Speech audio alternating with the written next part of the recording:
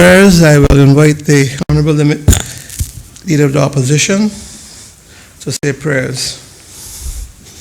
Let us pray.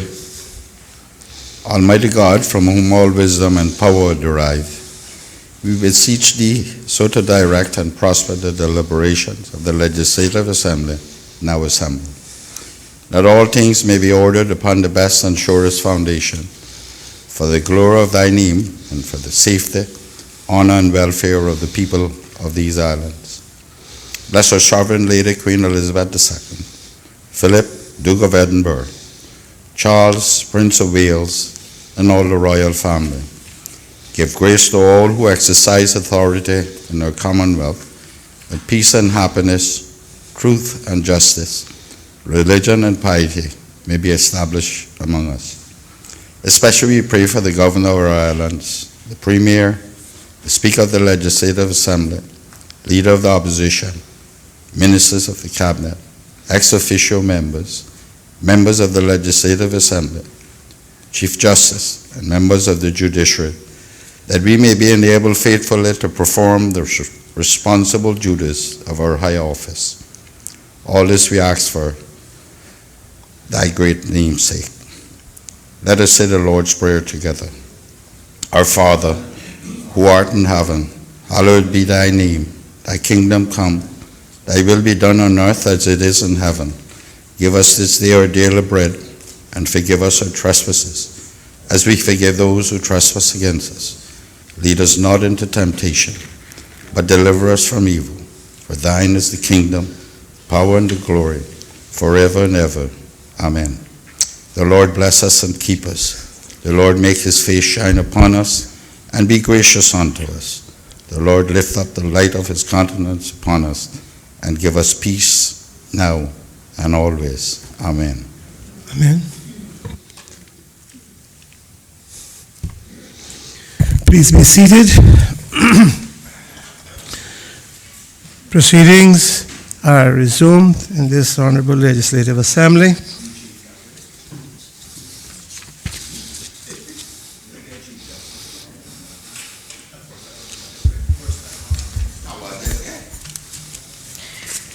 Administration of oaths or affirmations. None. Reading by the Honorable Speaker of messages and announcements. None. Presentation of petitions.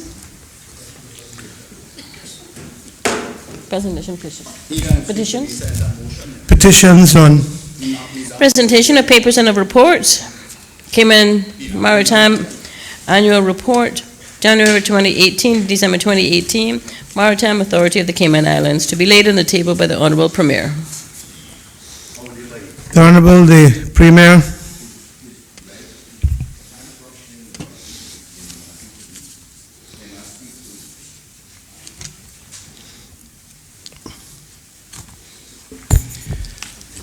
Mr. Speaker, I beg to lay on the table of this Honorable House the annual report, January 2018 to December 2018 for the Maritime Authority of the Cayman Islands. So ordered. Is the Premier speaking there too? No, thank you, Mr. Speaker.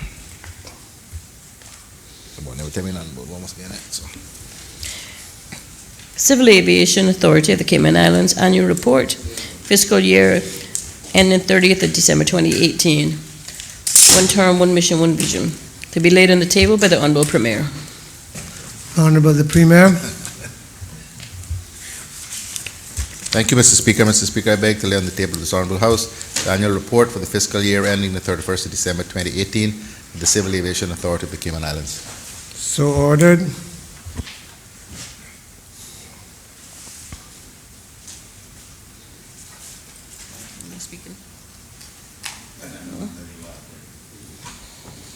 Cayman Islands National Tourism Plan 2019-2023 to be laid on the table by the Honorable Minister of District Administration, Tourism and Transport. The Honorable the Deputy Premier, the Minister of Tourism. Mr. Speaker, I beg to lay on the table of this Honorable House the report entitled Cayman Islands National Tourism Plan 2019-2023. So ordered. Is the Minister speaking there too? Yes, sir.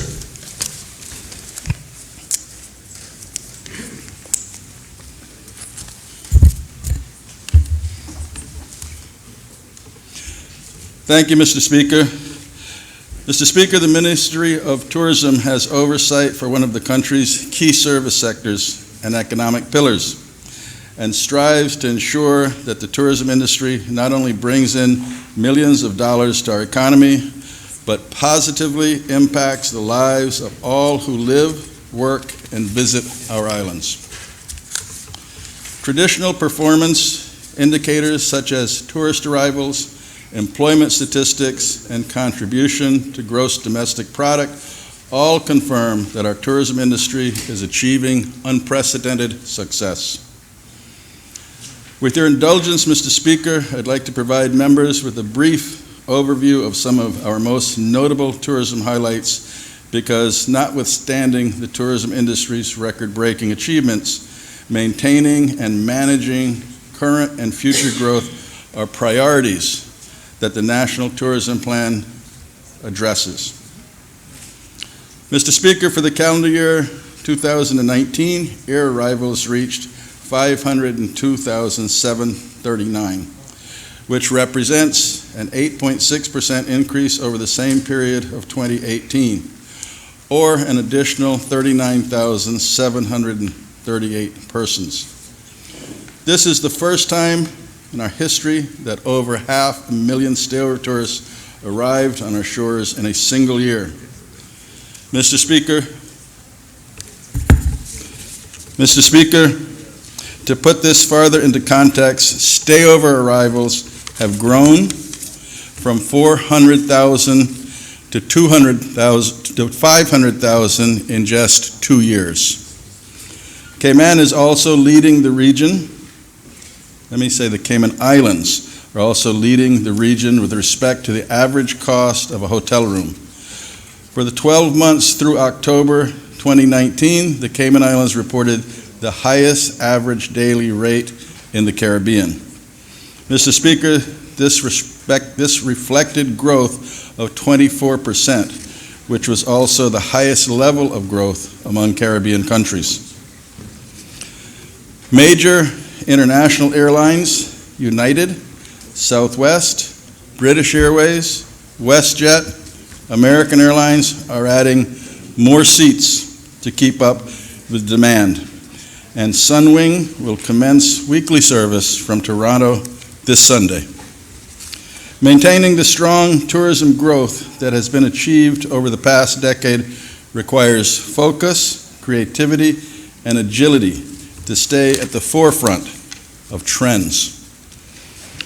Mr. Speaker, the efforts of my ministry and the Department of Tourism have been bolstered by a very, very supportive government that has proven to be committed to not only building a tourism industry that is balanced and sustainable, but one that meaningfully translates the industry's success into direct benefits for our people. Mr. Speaker, the National Tourism Plan was commissioned in the Tourism Ministry through the Department of Tourism and covers the 5-year period between 2019 and 2023. It was developed in collaboration with Solimar International, who are experts in tourism research and destination management consulting. Solimar are affiliated with the United Nations World Tourism Organization and other international and regional tourism bodies, and were selected from 14 entities who competitively bid for the job of researching and developing a strategic plan for the Cayman Islands tourism industry.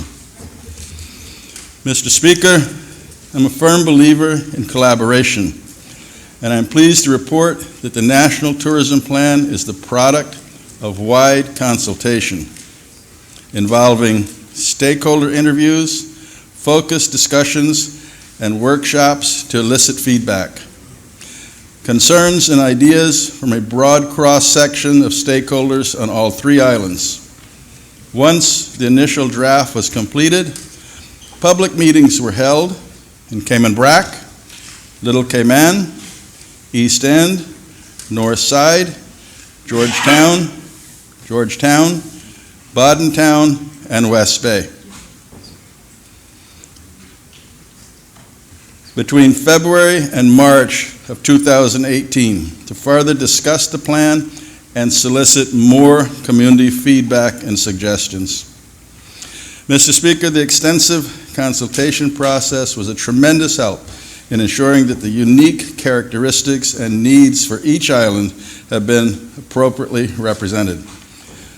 Going out in the community also assisted in building consensus and partnership from public and private sector to ultimately own the plan they collectively held to develop. Mr. Speaker, I want to publicly thank the members here today because in every district, as we held meetings, the members of the Legislative Assembly with the responsibilities attended, contributed, and made representations.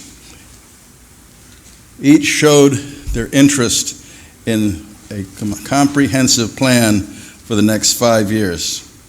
In its broadest sense, the plan is intended to provide an overarching framework for managing growth and development in the tourism sector. Mr. Speaker, it focuses on several key areas, such as enhancing business environment, workforce development, creating an outstanding visitor experience, and improving the connectivity and infrastructure of the islands, and includes strategies that will essentially serve as a roadmap to ensure the tourism industry that continues to grow in a way that is socially, commercially, and environmentally viable. The Ministry and Department of Tourism will diligently monitor the success of the plan.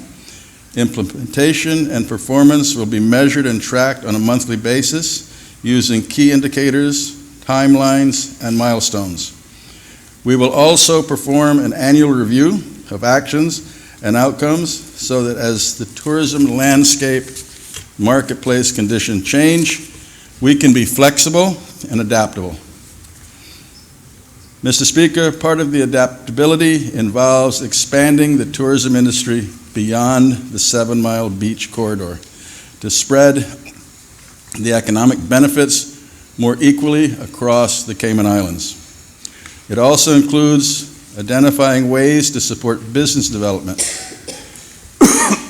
opportunities, particularly in underserved districts, so that every Caymanian who so desires can directly benefit from tourism. The government is keenly aware that small businesses and entrepreneurs are the heartbeat of our economy, and we have demonstrated our support by implementing various policies and initiatives throughout the term of our administration to assist Caymanians in establishing small business.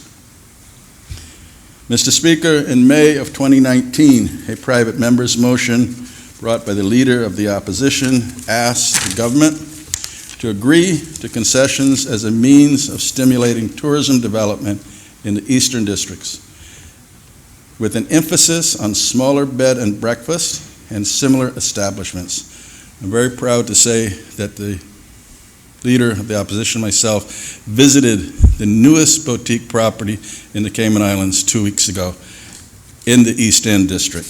My district. My district. I didn't just say that? His district. Your district. In East End, your district? As far as I knew.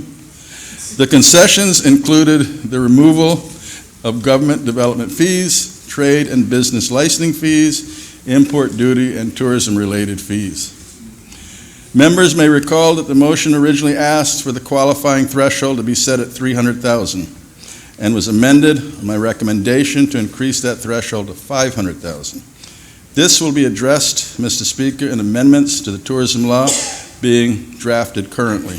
In addition, the National Tourism Plan acknowledges the potential that exists for the development of small and micro tourism businesses such as guest houses, boutique hotels, home sharing accommodation facilities in the eastern districts, including Cayman Brac. And special emphasis will be placed on facilitating these types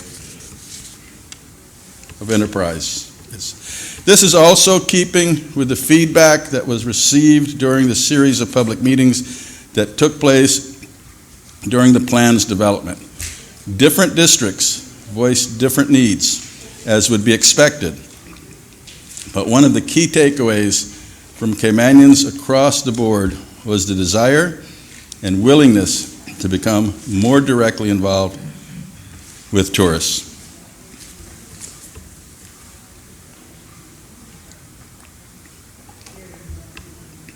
Mr. Speaker, through the creation of a Cayman Islands Tourism Small Medium Enterprise Program, working with the Small Business Initiative driven by Minister Hughes, Ministry of Commerce,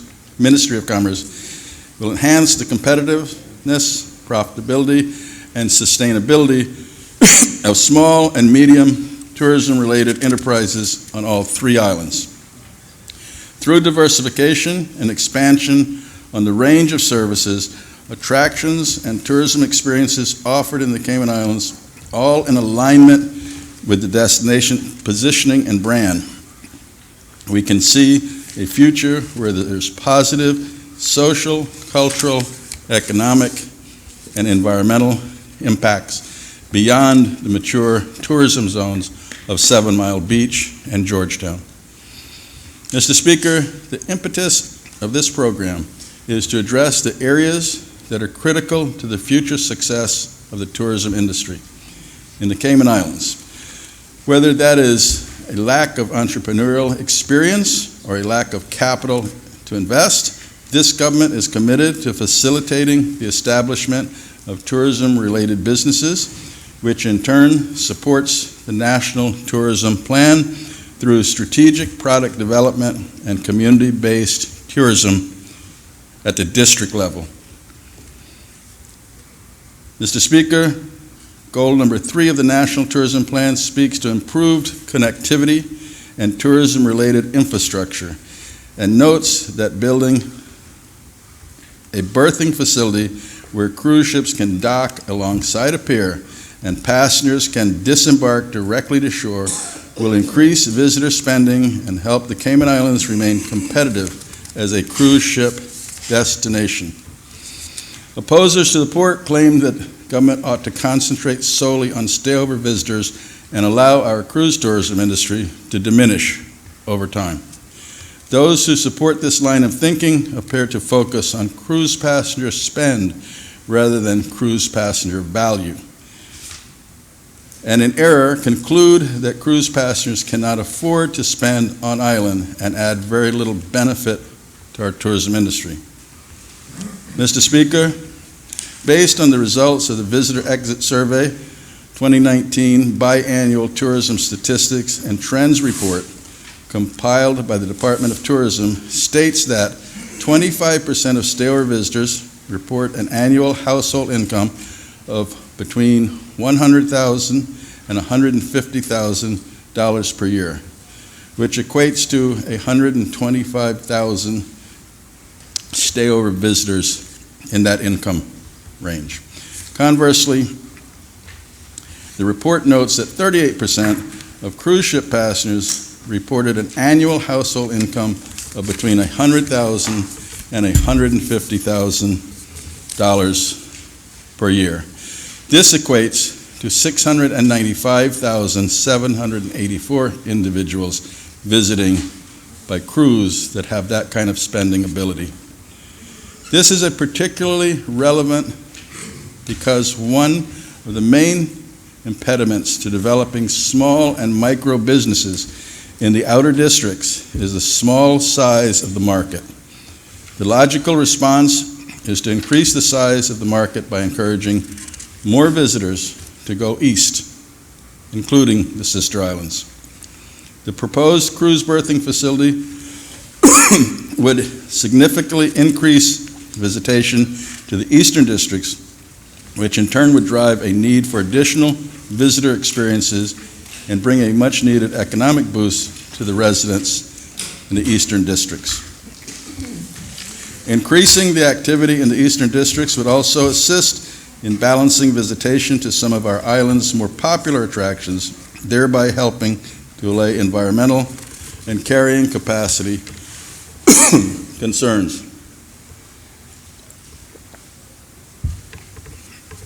Mr. Speaker, in conclusion, while the Ministry and the Department of Tourism will always be the principal champions of the tourism industry, by officially adopting the National Tourism Plan, we are collectively working in partnership with all stakeholders to leverage this industry to positively impact the people of the Cayman Islands.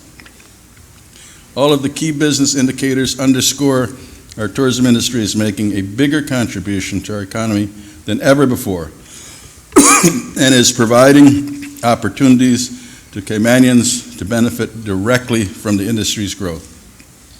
Mr. Speaker, I am humbled to be the Minister of Tourism for a sector that is making a positive contribution to our islands, our economy, and our people. I have the privilege of leading an incredible team and would like to express my thanks to Councillor David White, Chief Officer Strand Bodden, Director of Tourism Mrs. Rosa Harris, and all of the hardworking staff, the Ministry of District Administration, Tourism and Transport, as well as to our industry partners who continue to support our work. Thank you, Mr. Speaker.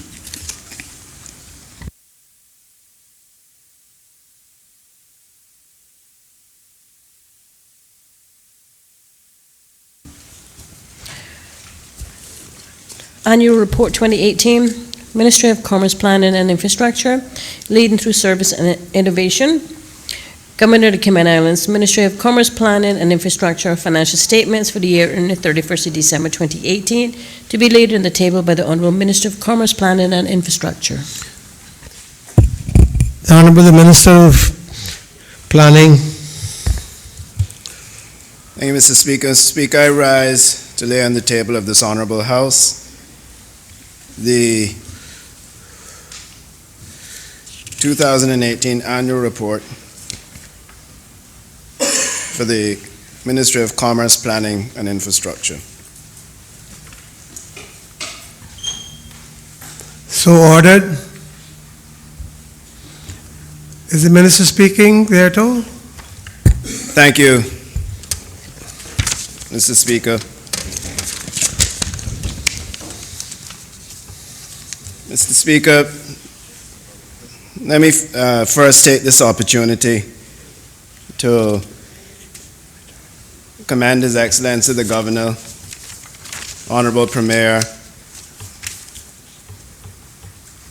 members of the civil service involved in the aftermath of the earthquake on Tuesday. I found that their leadership and solidarity, including members of this House at that time, to be exemplary. It is often said, Mr. Speaker, that the true test of leadership does not occur when everything is smooth sailing, but rather, Mr. Speaker, leadership is tested during times of crisis.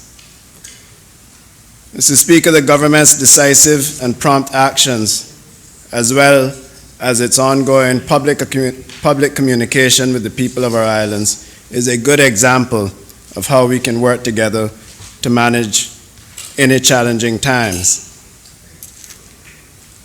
It is often as we say, the hashtag or the term strong after a country's name is often used after a major disaster. But we have been using hashtag Cayman Strong for several years. And I think it's appropriate, Mr. Speaker, because it speaks to the fact that we are built on a strong foundation, and literally built on a strong foundation, and that we continue to grow stronger and stronger and stronger. And I think that is a testament not only to our government, to our predecessors, our forefathers, but to all of the people of these Cayman Islands.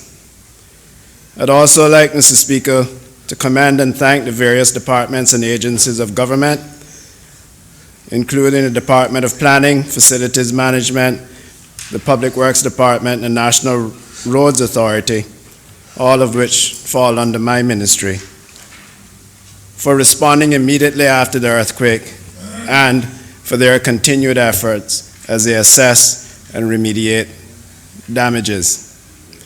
We remain grateful that there was no loss of life and, for all intents and purposes, limited damage, considering the magnitude of the earthquake and the aftershocks that we continue to experience. But, Mr. Speaker, this morning I'm here to present the 2018 annual report for the Ministry of Commerce, Planning and Infrastructure. Before the theme of the annual report, Mr. Speaker, leading through service and innovation, captures the essence of my ministry's key focus during the period covered. As it will be evident, Mr. Speaker, once you review the documents, the ministry sought to innovate our customer service processes by harnessing the power of technology and progressive thinking. This report is for the financial period January 1st, 2018 to December 31st, 2018. It provides information on a wide cross-section of our work, including the operations, trends, plans, as well as achievements for the ministry.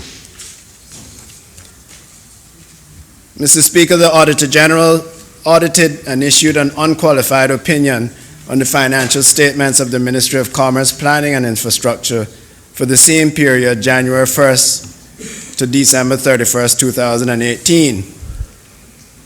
An unqualified opinion means that the financial statements presents fairly, in all material respects, the financial position of the ministry as at the 31st of December 2018, and its financial performance and cash flow for the very same period. Mr. Speaker, this government has placed priority on fiscal responsibility, and I can confidently state that my ministry's fiscal affairs are in line with the government's priority. Mr. Speaker, there were significant achievements within the ministry's agencies and departments for the 2018 fiscal year. The Department of Planning continued its improvements of the online planning system, which is aimed at enhancing the efficiency and quality of service while reducing the amount of paper during the planning process. Throughout the online planning system, customers have 24/7 access to request or track plan reviews and inspections statuses. This enhances communication channels and also enables customers to submit plans and apply or pay for permits online. Mr. Speaker, some statistics for the 2018 planning year are that 362 planning projects were approved. Mr. Speaker, 206 compliance investigations conducted, and 339 certificates of occupancies granted. And, Mr. Speaker, $9.6 million in fees collected, consisting of building permit fees, representing 78% of that figure, planning fees, representing 18% of that figure, and infrastructure fees, representing 4%. During the period, one of the major initiatives for the Department of Planning was Plan Cayman. Mr. Speaker, Plan Cayman is a comprehensive plan which will guide physical development and the overall use of land.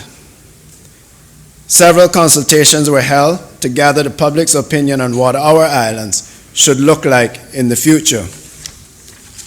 Mr. Speaker, we also launched a website to provide information and obtain feedback to guide this policy, and the National Planning Framework was made available online for public input. Mr. Speaker, I'm happy to report today that the National Planning Framework will be presented to Cabinet for consideration shortly, and the Department has already begun preliminary baseline work on the 7 Mile Beach area plan in anticipation of the framework being approved. Mr. Speaker, I now turn my attention to information technology and e-services. The Computer Services Department, CSD, in 2018 continued its progress towards becoming a mature business partner by leveraging technology to support business units to achieve their objectives while increasing their levels of innovation. The CSD staff supported the airport upgrade project by delivering information technology infrastructure and developing security enhancement services. Mr. Speaker, the department also facilitated an upgrade of the vehicle licensing system that allows the police instant access to vehicular and driver information via their mobile device. Mr. Speaker, the department also executed several technical projects during the reporting period, including the trench and fiber optic installations from the Legislative Assembly to Old Walkers Road building and a new office fit-out. The Department of Counseling Services move, the airport fiber optic communications cable relocation, and the deployment of new computers to several departments and agencies of the Cayman Islands government. So, Speaker, these were among several projects undertaken which you are able to peruse in the annual report. Moving on to E-Services Department, Mr. Speaker. This department supported the launch of 2 major government initiatives. These included the Department of Commerce and Investment's Trade and Business Application Portal, which allows business owners to apply for their new licenses online, as well as renewing their licenses, and the Department of Vehicle and Driver's Licensing's unregistered renewal service. These services have transformed the way our departments now do business and are a key strategy to delivering faster, more efficient services to the general public. Mr. Speaker, in 2018, the E-Services Department further developed our identity and access management systems. The work completed will enhance the framework of business processes, policies, and technologies that facilitate the management of digital identities. Mr. Speaker, during the period of the report, the work of the Department of Commerce and Investment, DCI, was aided by several legislative changes. Both the liquor license law and the trade and business license law were amended to remove unnecessary steps and documentations to improve efficiencies in the licensing regime. Mr. Speaker, illegal vending was an issue of concern in 2018, and the DCI addressed this concern by engaging other agencies in planning, environmental health, immigration, and public lands. Though through the collaboration approach, the department was able to achieve 100% response rate from the vendors and have worked with them to address their compliance requirements as well as the concerns of the public. Mr. Speaker, some of DCI's major achievements during the 2018 period included 9,462 business licenses issued, 150 special economic zone trade licenses issued, 818 liquor licenses, music and dancing licenses issued, and 2,268 site visits conducted. All signs of a very healthy and growing economy.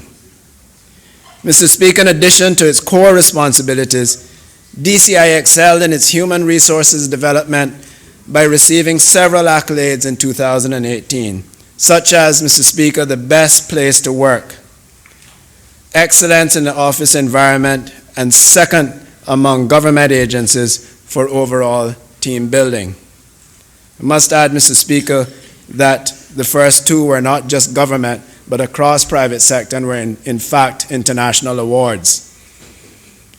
Mr. Speaker, the department continues its efforts to promote industry compliance with licensing requirements and to strengthen efforts to combat money laundering and terrorist financing for designated non-financial businesses and professions.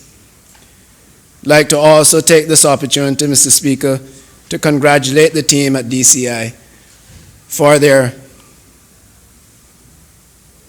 quick response to the call from the government to govern that particular industry and to do their part in ensuring that we do not end up on any black list or any sanctions. Mr. Speaker, you'll see from the report that the Facilities Management Department completed several office fit-outs for key government agencies throughout the government administration building. Mr. Speaker, this ensured that those agencies are equipped with the tools necessary to carry out government's key priorities.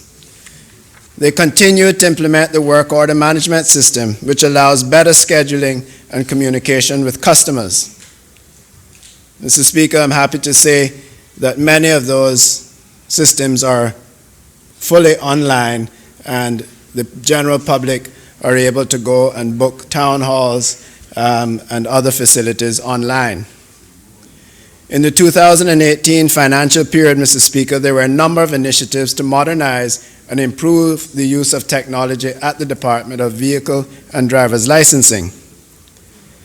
Mr. Speaker, the department began sending text messages to remind motorists when their vehicle licenses are due for renewal, and also launched the online unregistered renewal service. Mr. Speaker, legislative amendments were also made for the issuance of electronic tags, making it easier to detect vehicles operating without their relevant licenses and without insurance coverage. Mr. Speaker, at the end of 2018, in addition to annual renewals and registrations, DVDL collected approximately $12 million in motor vehicle charges on behalf of the Treasury and some $2.8 million in fees for inspections, driver's examinations, and miscellaneous services.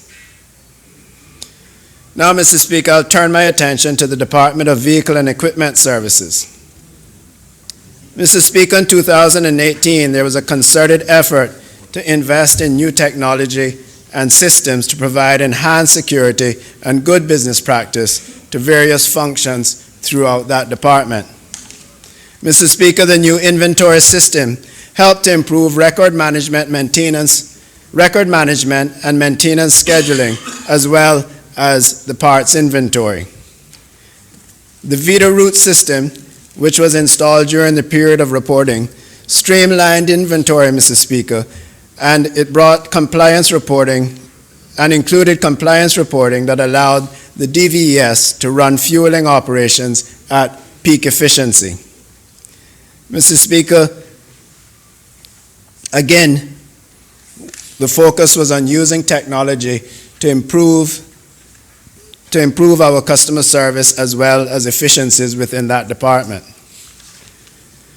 Mr. Speaker, now please allow me to speak on the work of the Public Works Department. My ministry continued to invest in the future of young Caymanian men and women through the successful delivery of the Public Works Apprenticeship Program. In 2018, Mr. Speaker, as a result of that program, 7 young Caymanians were awarded the City and Guilds certification in carpentry, air conditioning, electrical, and plumbing services. Mr. Speaker, 7 students who completed the Level 2 Technician Certificate in construction also gained employment with various industry partners. Mr. Speaker, the apprenticeship program continues to thrive and deliver excellent results. Our aim this year is for the program to have a capacity for 50 Caymanians in training, as well as customized classes for persons already working in the industry who want to be upskilled or certified in their particular area of expertise. Mr. Speaker, I take pause for a moment just to say that and to thank the government for their support in this program. And the completion of the new purpose-built classrooms are just within a few days, and that has allowed us to increase the program to have up to 50 pupils in this upcoming cohort. Mr. Speaker, allied with the Public Works Department is a major projects office, which in 2018 continued with providing project management for several government projects. Mr. Speaker, these included the John Gray High School, the airport redevelopment project, and the long-term residential mental health facility, for which ground was broken a few months ago. Mr. Speaker, I just want now to mention a few ministerial projects which you will see in detail in the annual report. Work has continued with the National Energy Policy, Mr. Speaker, as the Ministry advanced public sector's responsibility by promoting the use of energy from green sources. Mr. Speaker, we will continue to focus on sustainable energy that will make our people's lives and our planet better. In 2018, Mr. Speaker, the National Community Enhancement Project, NICE, had another successful year. The program ran twice during the year and provided temporary employment to 481 and 520 participants, respectively, during the August cohort and the November cohort.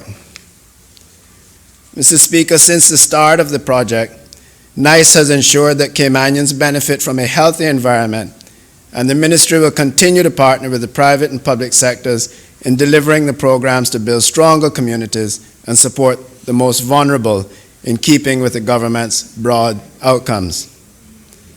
So therefore, Mr. Speaker, before I submit as I submit this annual report to the Honorable House, I wish to state that I'm optimistic about the programs and initiatives that the Ministry, its departments and agencies will complete over the next fiscal year, which will improve our islands as a place to live, work, and to do business. And so in closing, Mr. Speaker, I would encourage honorable members of this House to take some time to peruse the report, as this country, and certainly this government, should be proud of all that we have achieved. Thank you, Mr. Speaker.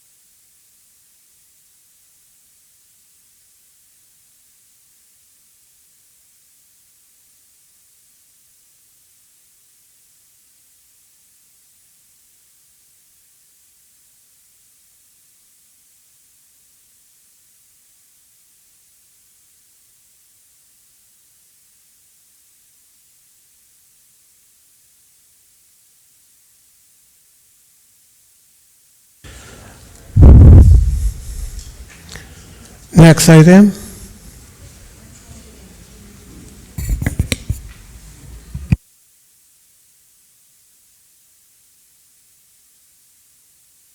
I called the two items because you dealt with the annual report and you mentioned financial statements. My impression was that he laid the two and was only speaking to one. Am I correct? My impression was that the minister laid the two reports, but was only speaking to one. Cayman Islands Judiciary and Judiciary Administration Annual Report 2016-2017 to be laid on the table by the Honorable Attorney General, ex officio member responsible for legal affairs. The Honorable Attorney General. Thank you, Mr. Speaker. Mr. Speaker, I beg leave of the House to lay Cayman Islands Judiciary and Judicial Administration Annual Report for 2016-2017 on the table of this Honorable House. So ordered. Is the Honorable AG speaking there too? No, Mr. Speaker, the report is quite self-explanatory, and I would commend it to honorable members of this House and the public in general. Thank you.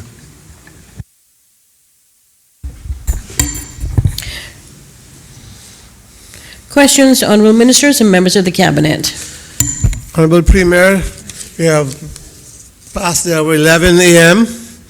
We need a suspension of Standing Order 23-6. 7 and 8. Mr. Speaker, I beg to move the suspension of Standing Order 23-7 and 8 in order that questions may be asked of ministers after the hour of 11 o'clock. Question is that Standing Orders 23, 7, and 8 be suspended in order to take questions after the hour 11 a.m. All those in favor, please say aye. Those against? The ayes have it. Standing orders are suspended.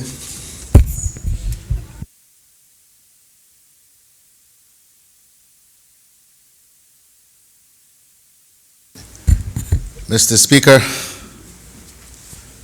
I also beg to move the suspension of Standing Order 23-6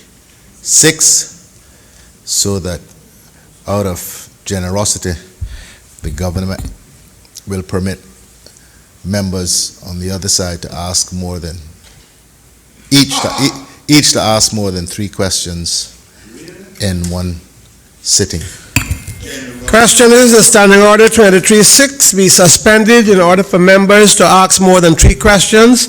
All those in favor, please say aye. Those against? The ayes have it. Standing Order 23-6 is suspended.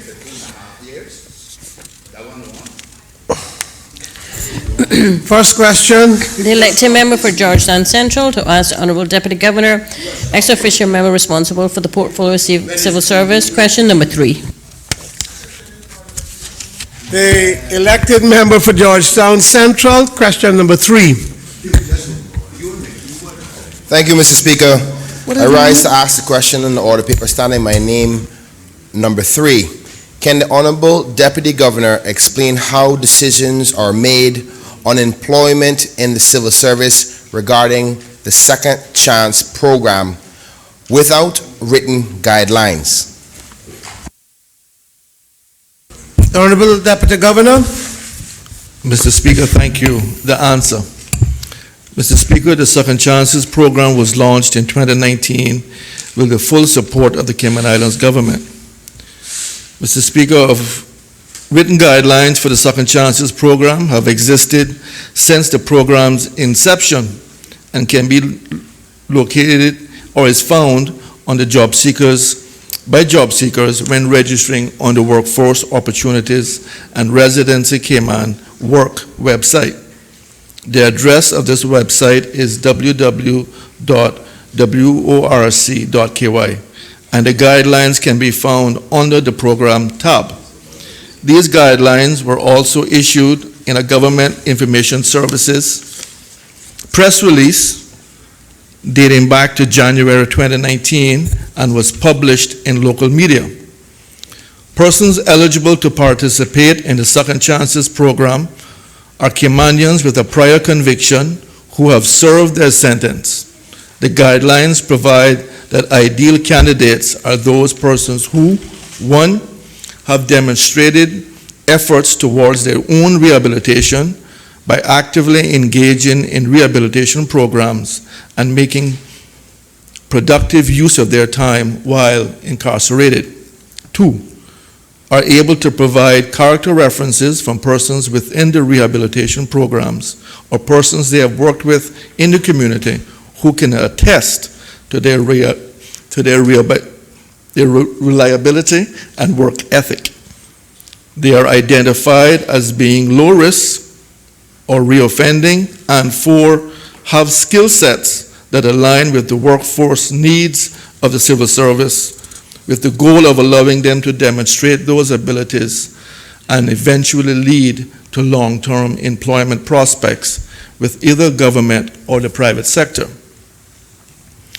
Mr. Speaker, the Second Chances program seeks to align eligible candidates, i.e. those candidates who have met the criteria, with work that complements their skill sets, experience, and qualifications.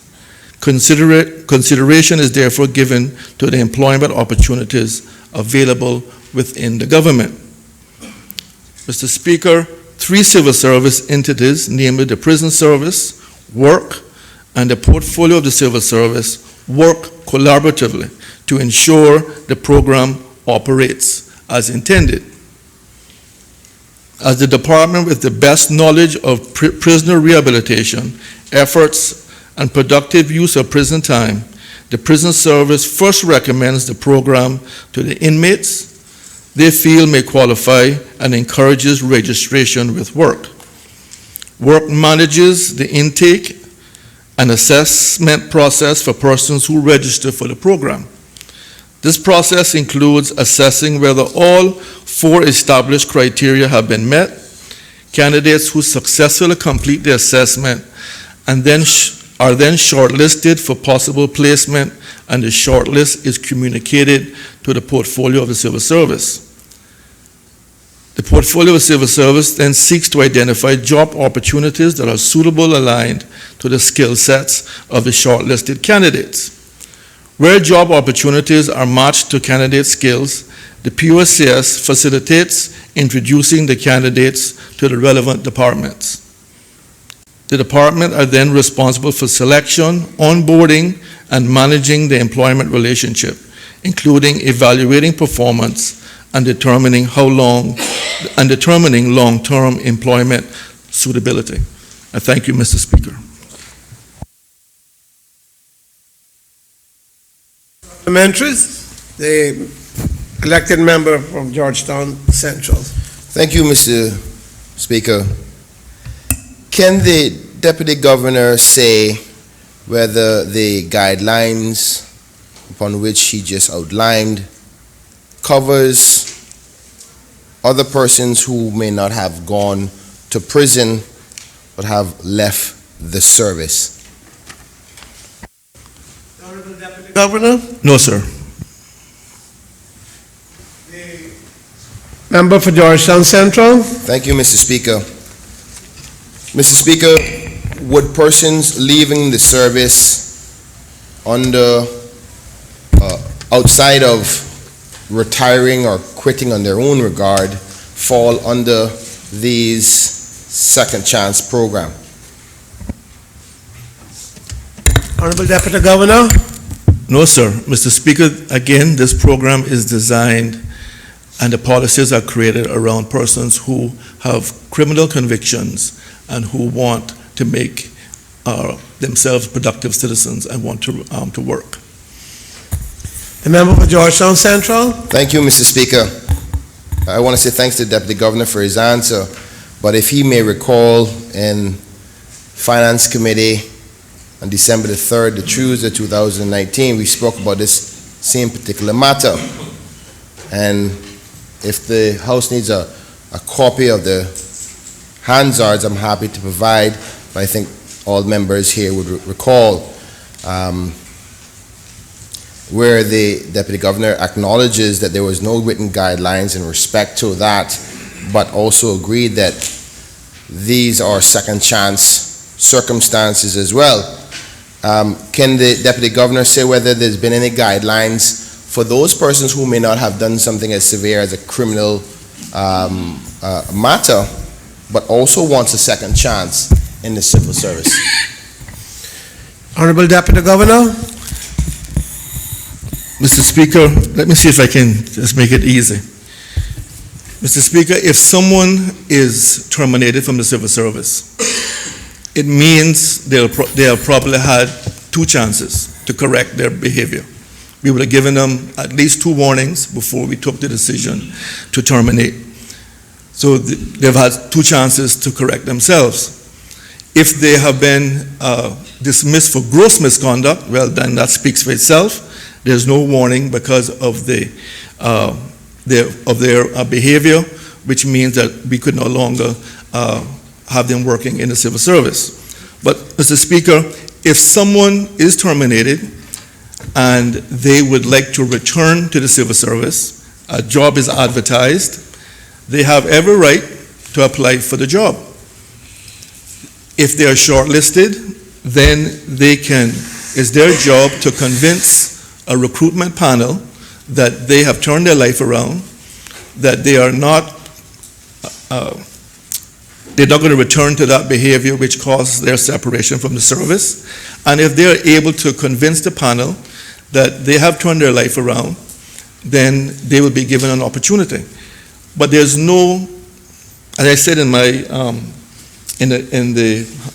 answer to the Finance Committee, there's no particular guidelines around how long should the person have been outside of the civil service. At the moment, we don't see any need to do that. This particular program, which is working very well, is designed to deal with persons who have criminal convictions. And now 5 Caymanians who were not working before are now working and supporting their families.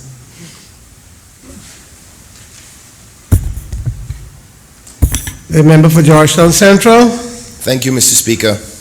And I thank the Deputy Governor, in particular to his guidelines for the Second Chance Program, and I compliment his success in respect to that. But I just want to, because obviously there's a number of people who have left the civil service for reasons outside of leaving on their own regard, and may be seen as mistakes, and they want their second chance too. And I think that their mistakes may not be as gross as what the courts have decided to put somebody in prison for. So I just want to make sure that I understand correctly that any person who has been dismissed from the civil service, regardless of what circumstances outside of criminal dismissal, has the right to apply, but it's up to the panel to decide based on the normal processes of applying for the civil service. Would that be correct? Honorable Deputy Governor. That's correct, Mr. Speaker.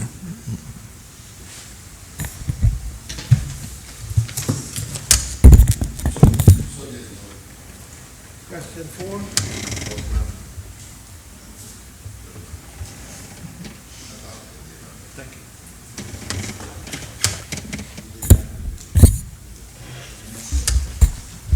The elected member for Georgetown Central to ask Honorable Deputy Governor, ex officio member responsible for the portfolio of civil service. Question number 4. The elected member for Georgetown Central. Question number 4. Thank you, Mr. Speaker. I rise to ask the question standing and my name on the order paper number 4. Can the Honorable Deputy Governor say, 1, how many kinds of pension-related ex gratia schemes are in effect at the civil service? 2, when were they established? And 3, what are the various criteria? Honorable the Deputy Governor. Mr. Speaker, thank you. The answer. Mr. Speaker, in response to the first part of the member's question, there are presently 2 ex gratia schemes covered under the Public Service Pension Law. The 2 schemes are the ex gratia pension scheme as provided for under the Public Service Pension ex gratia Regulations 2019 and the ex gratia uplift payment scheme as provided for in the Public Service ex gratia uplift pension amendment Regulations 2019. As it relates to the second part of the member's question, namely the date of establishment of the 2 pension schemes, the ex gratia pension scheme took effect on October the 11th, 1994, and the ex gratia uplift payment scheme came into effect on January 1st, 2018. Mr. Speaker, in response to the third and final part of the member's question, the eligibility criteria for a pension under the Public Service Pension ex gratia pension regulations is that any potential recipient must 1, be a Caymanian as defined in the Immigration Law 2015 revision, who is 65 years of older, or B, is not 65 years of age but has been certified by the Chief Medical Officer as being permanently disabled, and who 1, held an office in the public service or other public service for any period of at least 4 or more years in the aggregate, and 2, doing at least 4 years in the aggregate of the said service was not entitled to a pension or did not receive a contracted officer's supplement or other similar compensation may apply for an ex gratia pension in respect of the period of the said service, that is, prior to the date of when he attained the age of 60 years, and in respect of which he was not entitled to a pension and did not receive contracted officer's supplement or similar compensation. Pursuant to the ex gratia uplift payment scheme, where an individual has had pensionable service for at least 10 years in aggregate, excluding any period when a participant received contracted officer's supplement, that person is guaranteed a minimum pension currently set at $850 per month. This is achieved by an ex gratia uplift payment equal to the difference between the retired participant cumulative pension and the minimum cumulative pension, which is currently $850 per month. To be eligible for such a pension under the Public Service ex gratia uplift payments regulations require that any potential recipient must A, be a Caymanian, B, have attained the normal age of 65 or older, C, held an office in the public service or other public service held an office in the public service or the other public service for any period for at least 10 or more years in the aggregate, which aggregate period shall include any one of the following periods: any period of pensionable service, a combination of periods of pensionable service, and any period which may be taken into account in calculating eligibility for the ex gratia pension, or any period which may be taken into account in calculating eligibility for an ex gratia pension. D, during any period specified in subparagraph C, was not entitled to or did not receive a contracted officer's supplement or similar compensation, and have a cumulative pension that is less than the minimum. Have a cumulative pension that is less than the minimum cumulative pension. A member for Georgetown Central. Thank you, Mr. Speaker.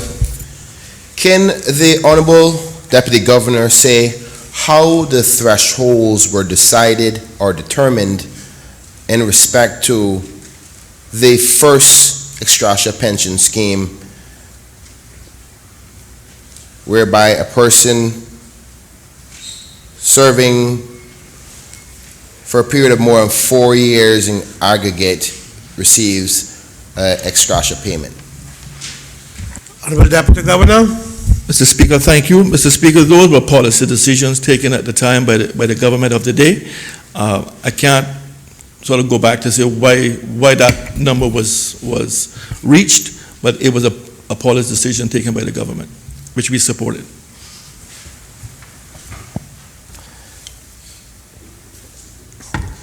Elected member for Georgetown Central. Thank you, Mr. Speaker. I'm glad that the Honorable Deputy Governor said that a policy upon which he supported.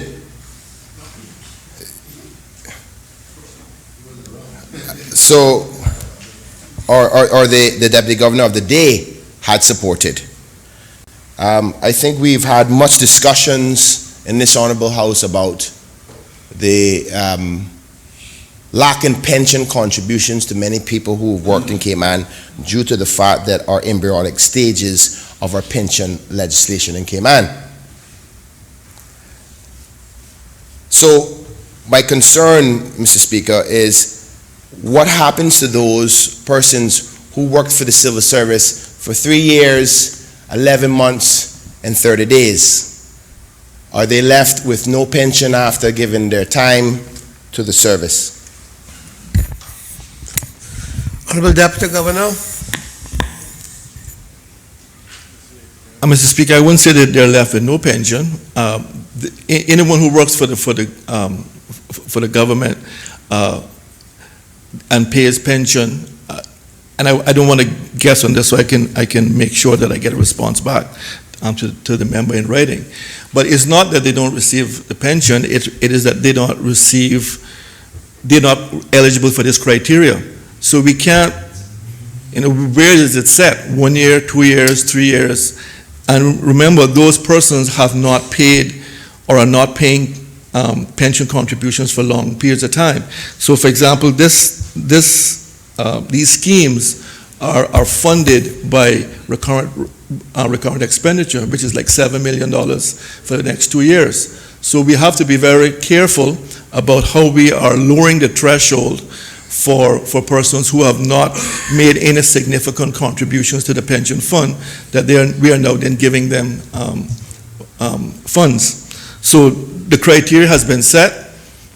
It's 4 years, and I can certainly get back to the member in relation to what happens to someone. Mr. Speaker, just give me a minute, please.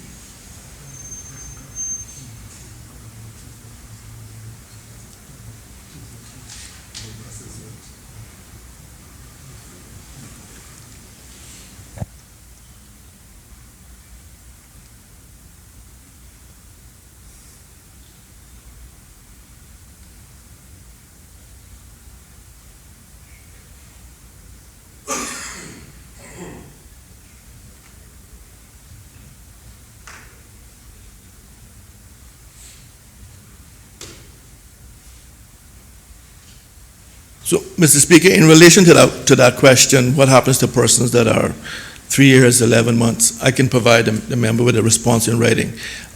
But if persons believe that they have worked in the government for 4 years, I've set out the criteria. They can get affidavits. They can ask persons to attest that they have that period of time, and then we would happy to look at their submission on a case-by-case basis. The elected member for Georgetown Central. Thank you, Mr. Speaker, and I thank the Honorable Deputy Governor for that. I welcome his comments in respect to following up with a more informative answer.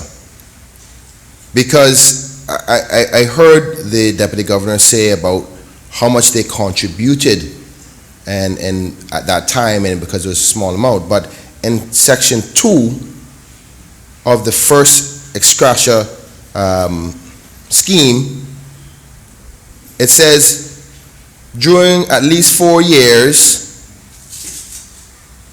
of his said service was not entitled to pension.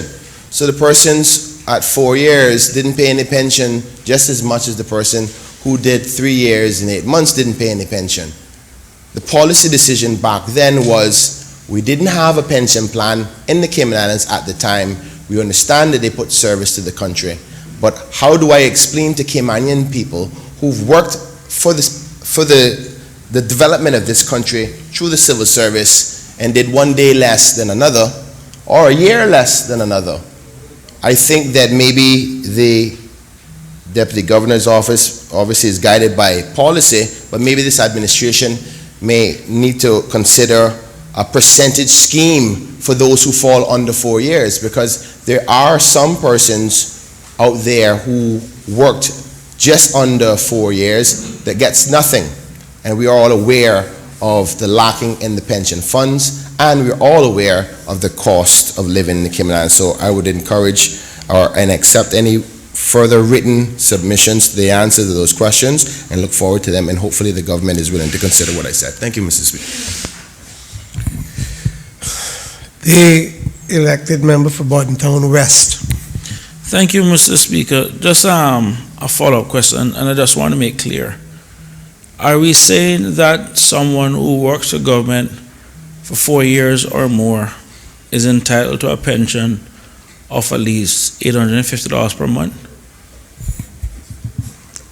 Honorable Deputy Governor.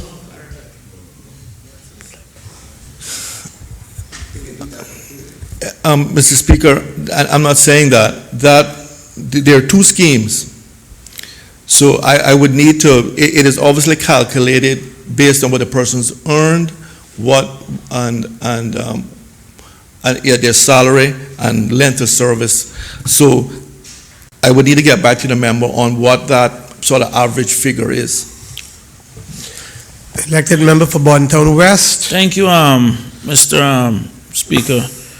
I just want I guess while the Deputy Governor is working on a response, I just want to put something out there in that when I joined the civil service more than 30 years ago, we were familiar with the contracted officer supplement and the other issues that we had. But we need to make sure that for long-serving public sector workers who are given a lot to this country, because back then when the government wasn't paying what it was paying, the only thing that people knew that they had was a good health plan when they retired and a good pension. Many of them were underpaid to market, and many of them are still underpaid to market. Now, there is a trend I've noticed now where a lot of people in the last 10 years of their working life is looking to go into government to get that health care benefit and everything that comes with it. And we need to make sure, Mr. Speaker, that a person can work for 50 years of their life and give 10 to government and 40 to the private sector, and then go in there and expect the same benefit as someone who would have given their full commitment, their full working life to government. So we need to make sure at the end of the day that whatever it is that we're doing, it is also equal to or recognize those who have really given a longer length of service. So I just want to make sure that, because we've already seen that on the health care, where people are going in now in the last 10 years to get the health benefit, we want to make sure that it's not the same for the pension. I thought the deputy governor addressed it. No, I just want to make sure that everyone on the same page in that regard. So you wasn't asking a question then? Oh, okay. I don't think there was a question, but I agree with the comment. No, we see the health care now, and we're not opening the door for pension. exactly. The door can't open. Mr. Speaker, we're on the same page, sir.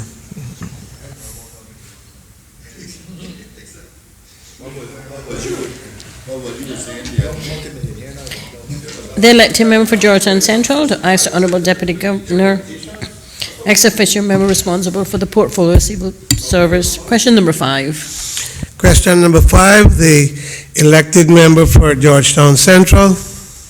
Thank you, Mr. Speaker. I rise to ask question number 5 on the order paper standing in my name. Can the Honorable Deputy Governor say, has there been any new employees at the Needs Assessment Unit Department as promised in the last sitting of the Legislative Assembly? If so, how many and to what post? Honorable Deputy Governor. Mr. Speaker, thank you. Mr. Speaker, the answer. Since the last sitting of the Legislative Assembly, the new position of Compliance and Operational Manager has been filled at the Needs Assessment Unit via an open recruitment drive. In addition, the support role of Compliance Officer was simultaneously filled within the same time frame. The successful candidate for the Compliance Officer post was an internal promotion, and as a result, the Needs Assessment Officer post was left vacant. To fill this vacancy, the Ministry undertook an open recruitment drive, and a successful candidate has been identified. Recognizing the critical role our agencies play in the community, the Ministry continues to support them with recruitment when necessary.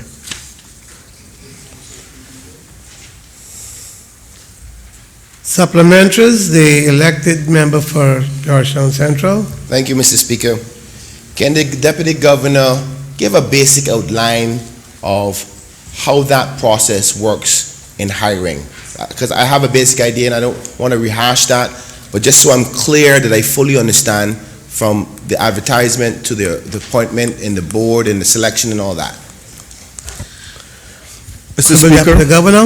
Yes, Mr. Speaker, thank you. Mr. Speaker, the civil service practice is open recruitment, which means that we advertise the vast majority of our posts. They are advertised internally and externally to identify Caymanians to come and join us, and in this case, at the Needs Assessment Unit. So we set out a job ad that has the job specs and the salary. It is advertised for a set period of time, after which the applications are reviewed, a short list is developed, and interviews are conducted. After the interviews, the successful candidate or candidates are identified and offered employment. Elected member for Georgetown Central. Thank you, Mr. Speaker. Can the Deputy Governor say whether there's a panel selection, an independent panel selection that decides the individuals after the application is made and the shortlisting process is done? Honorable Deputy Governor. Mr. Speaker, that is correct. So, in the case of the NAU, I would expect that there would be representatives from the ministry responsible and representatives from the department of the NAU who would sit on the panel and then make the decisions. Elected member for Georgetown Central. Thank you, Mr. Speaker. Can the Deputy Governor say, after that panel discussion, are the applicants graded on who did the best, whether the top applicant or second and third? Is there a grading system as to which would be the best person to be selected for the post? Honorable Deputy Governor. Mr. Speaker, there are different ways. There's some ministries actually rate candidates and give them scores, 50, 49, 48, etc. Some panel members do it by consensus, who was the number one, number two, number three, and sort of rank them accordingly. But yes, so we would normally, if it's one post, we would normally identify one person that is a successful candidate, and then we would normally identify a reserve candidate if there's one, in case that the first candidate doesn't take up the employment. Member for Georgetown Central. Thank you, Mr. Speaker. Is it the practice to, obviously the grading is for a reason, the panel then would obviously choose the best candidate for the job, so the person who got the highest score, correct? Honorable Deputy Governor. Mr. Speaker, I'm hesitant to say score because not everyone is scored, but it's the candidate who basically impresses the candidate, the panel the most, and demonstrates that they have the qualification, experience, and skill sets to perform the job the very best. So the very best candidate then is identified. Elected member for Georgetown Central, this is your last supplementary. Thank you, Mr. Speaker. Can the Deputy Governor say whether that panel recruitment process and the final scores and assessment can fall under the Freedom of Information Act and therefore be asked for in respect to the recent posts that were appointed? Honorable Deputy Governor. Mr. Speaker, yes. Mr. Speaker, there is a number of safeguards to ensure that we are carrying out our recruitments correctly. One of them is FOI. So a person who was successful or not successful can interview and file an FOI request and get details. There'll be some redactions, of course, for personal information. If the person is a civil servant and they have not been given a job in the civil service, they have a right of appeal to the Civil Service Appeals Commission. We also have our internal audit, who from time to time does audits, sometimes randomly, sometimes selectively, on various recruitment exercises and advises me on a regular basis whether they have any concerns about particular recruitment exercises. Mr. Speaker, if I beg your indulgence in respect to something. Last one. Elected member for Georgetown Central. Thank you, Mr. Speaker. Did I understand correctly that a decision could be altered based on separate advice to you?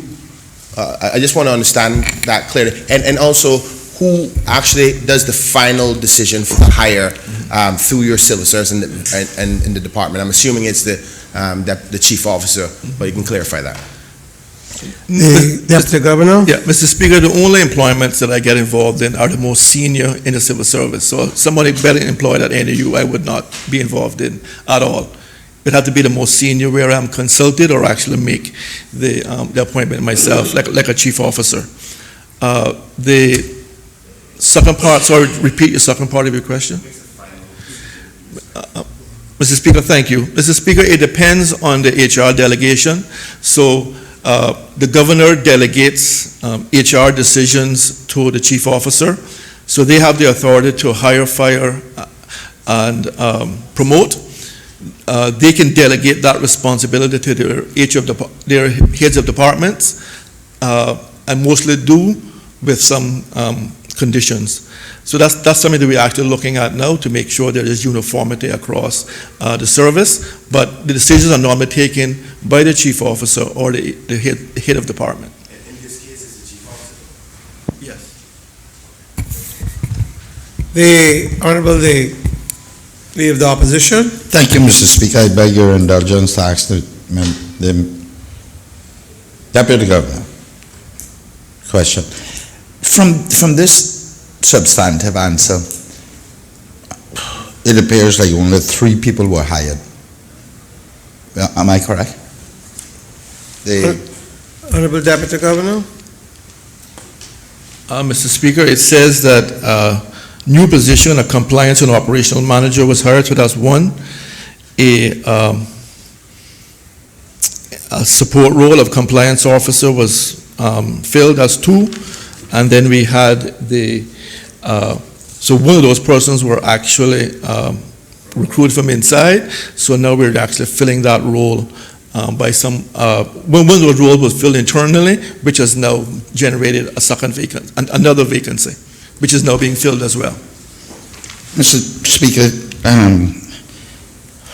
and the Deputy Governor can correct me if I'm wrong here, but as I recall, at the last Finance Committee, the manager was saying they were in need of 8, 10, 12 people at the NAU to fill their complement of officers to review. I don't remember what they're called, but the officers who does the assessment, I think it was, because I know people are there until 10 o'clock at night still. What they're doing, I don't know. But only hiring 2 mean 1 to replace one of those. I'm just wondering if it was 8 or 10, somewhere along that number I recall. Honorable Deputy Governor. Yeah, That Mr. was the Speaker, last thank you. supplementary. Mr. Speaker, I'm not familiar with what the director said she needed. I know that the total head count now is 32, and in the 2021 budget, there is another 2 posts that the government has approved, which will bring them to 34. If the member, Maybe that was before that. that's correct. I don't know. Okay. We need to check the hand. My memory Yeah. is foggy with it. That was the last supplementary. Next question, please. My memory is foggy with it. So The elected member for Georgetown Central to ask the Honorable Deputy Governor, ex officio member responsible for the portfolio of civil service. Question number 6. Question number 6, the elected member for Georgetown Central. Thank you, Mr. Speaker. I rise to ask a question on the order paper. Number 6, standing in my name. Can the Honorable Deputy Governor say whether there have been any new hires in the civil service to deal with the increase in regulatory demands in the financial services industry? Honorable Deputy Governor. Mr. Speaker, you will recall that this question was directed to the Minister of Financial Services, so it was redirected to me. So I'm speaking now in relation to the Minister of Financial Services. Mr. Speaker, within the Ministry of Financial Services, there have been 16 new hires since September 2018. These hires have been necessary due to a variety of international initiatives, notably the EU list of non-cooperative jurisdictions, changes to international standards falling under the remit of the OECD Forum on harmful tax practices, as well as resulting from the CFATF Mutual Evaluation Report on the Cayman Islands. In relation to the CATF, there have been other new hires across ministries and portfolios as a result of the recommended actions outlined in this report. The elected member for Georgetown Central. Thank you, Mr. Speaker. Can the Deputy Governor say, has there been any new hires to help with the increase in demand at General Registry? Honorable the Deputy Governor. Mr. Speaker, I'm happy to tell the member, yes, they have been given 4 new staff, and those have been hired.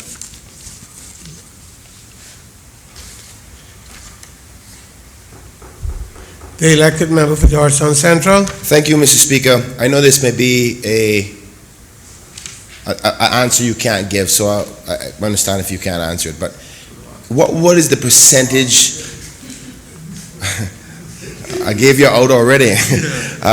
But what is the percentage of the increase at General Registry for those new hires? Because what I'm trying to accomplish is whether that is meeting the demand of the increase in registrations, because our financial services is growing. And thankfully for that and the good hard work of the minister. But I have received, as a member of opposition, many complaints about the speediness of getting through these processes in the financial services. So the question was whether there's enough staff there to deal with it. So I guess the simple question is it inadequate enough to deal with the demand? Honorable Deputy Governor. Mr. Speaker, I think the member should have taken his own advice, yes. No, Yeah. she shouldn't really ask the question, because it's very difficult for me to answer that. Obviously, the department asked for additional staff. It was given. Now, whether that is enough, as you know, Mr. Speaker, sometimes it's never enough. We're trying to contain the numbers in the civil service, but it's very difficult for me to say, Mr. Speaker, whether this is enough or not. The elected member for Georgetown Central. Thank you, Mr. Speaker. Can the Deputy Governor say whether there's been a recent report or analysis or assessment on the department efficiency to offer the services that they offer? Mr. Speaker, I really have not gotten certainly any complaints about that department. It was my understanding that it is working quite well. They offer a number of services online, picking up documents, submit filings online, incorporating companies within a very short period of time, doing expedited services. And Mr. Speaker, just to say that recruiting these persons are very difficult, because everyone, all our competitors are all looking for people with similar skill sets. So we have had great difficulty in recruiting persons, but I'm very happy to see that we have filled those posts in General Registry. But Mr. Speaker, I'm happy to undertake to do an investigation, speak with the team there, speak with the ministry to see whether there are any concerns about the timeliness in the ministry. It would seem that where the members going is asking a lot of questions that you would not be able to answer, just as you have just indicated. Yes, sir. You're skirting around the answers. So I would say to the member, unless you have something else, I would leave that aspect and take the undertaking given by the Deputy Governor. Something that you can discuss with him later. The elected member for Newlands. Thank you, Mr. Speaker. Just trying to help with the situation. Whether the Honorable Deputy Governor could say whether or not we're still using those kiosks that I see placed in most government departments and so on, where customers leaving can rate the service, the level of service. Honorable Deputy Governor. Yes, sir, we are. And the General Registry has been, I think, averaging in their happy not rating has been averaging in the 80th percentile. So, I have They're not a department that has been flagged as not performing well. As a matter of fact, it's been the opposite, that they have been performing exceptionally well. But I'm happy to look into the concerns that the member from Georgetown Central put forward. Next question.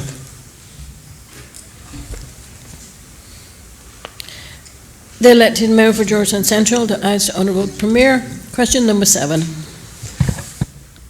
Elected member for Georgetown Central, question number 7. Thank you, Mr. Speaker. I rise to ask the question standing my name on the order paper number 7. Can the Honorable Minister say if the government used public funds to pay for the creation of the Caymanians 2025 app? The Honorable the Premier. Mr. Speaker, the answer, no public funds were spent on the Caymanian 2025 app or on any part of the Caymanian 2025 campaign. Elected member for Georgetown Central. Thank you, Mr. Speaker. Can the minister say if the government didn't buy it, who did, and under what circumstances were the government, if it's not owned by the government, can the Caymanians Information Services be in promoting it? The Honorable the Premier. Mr. Speaker, government, and no agency in government has anything at all to do with the Cayman 2025 campaign. Absolutely nothing. Member for Georgetown Central. Thank you, Mr. Speaker. Can the minister say or confirm, and I don't want to misquote him or mislead this Honorable House, is the Premier saying GIS has not sent out any press releases in respect to this app? Yes, Mr. Speaker. None. Mr. Speaker, one The last member one. for Georgetown Central. Mr. Speaker, can the minister say whether this is a progressively owned app? Progressive Party owned app? Mr. Speaker, that is not a matter for the member to ask. The question is relating to whether or not it has anything to government to do. I don't ask or question what he does politically to promote himself, and I am entitled, and my party is entitled, once we're within the law, to do whatever we wish. It is not for him to inquire about that in this House. If he has an issue, as he did, believing it was government funding, then that's fine. I'm prepared to answer that, and I did. But it's not for him to inquire what I do to promote my political interests or those of my party. Next question, please. The elected member for Georgetown Central to ask the Honorable Premier, question number 8.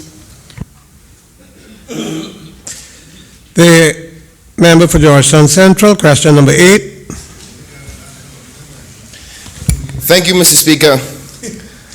I rise to ask the question standing in my name on the order paper number 8. Can the Honorable Minister say why do Caymanian children need a visa to travel to Jamaica, whilst Jamaican children do not need a visa to travel to Cayman? The Honorable the Premier. Thank you, Mr. Speaker. The answer? The member's question identifies one of the differences in visa policy between the Cayman Islands and Jamaica. I should clarify at the outset that while it is true that Jamaican nationals under the age of 15 are exempt from the requirement to have a visa for the Cayman Islands, it is not true that all Caymanian children, indeed Caymanians as a whole, are required to have a visa for Jamaica. Whether or not a visa is required for either country is based on a person's nationality. Many, but not all, Caymanians are British Overseas Territories citizens and possess a British Overseas Territories citizen's Cayman Islands passport. If that is the only passport they hold, they will require a visa for Jamaica. But if they also possess a British passport or a passport from any other country whose nationals are exempt from Jamaican visa requirements, then a visa is not required. Notwithstanding this technical clarification, I recognize the point that the member is alluding to. As the member may be aware, Jamaican nationals have been subject to visa requirements for the Cayman Islands since 2005. Initially, all Jamaicans were required to possess a visa when visiting the Cayman Islands. The requirements have, however, been eased on 2 occasions since then. In 2011, Jamaicans under the age of 15 or over the age of 70 were exempted from the visa requirement. In 2017, the exemption was extended to Jamaican nationals who possess a valid visa for the United States, United Kingdom, or Canada for visits of up to 30 days. And in recognition of the many Jamaican nationals who come to the Cayman Islands frequently for genuine business, touristic, and family visits, the ability to issue a multiple entry visa valid for 10 years was introduced in 2015. Jamaica is the only country to receive this special treatment. And, Mr. Speaker, I should say that both of those initiatives, the latter two, were introduced by my administration. In August last year in Jamaica, while attending the Denver Agriculture Show, Minister O'Connor Connolly and I took the opportunity to meet with Prime Minister Holness and a number of his ministers. One of the matters we discussed was Jamaica reciprocating and also providing similar access for Caymanian children and elderly persons. Mr. Holness agreed that that should not be an issue. And, Mr. Speaker, the matter is therefore being pursued.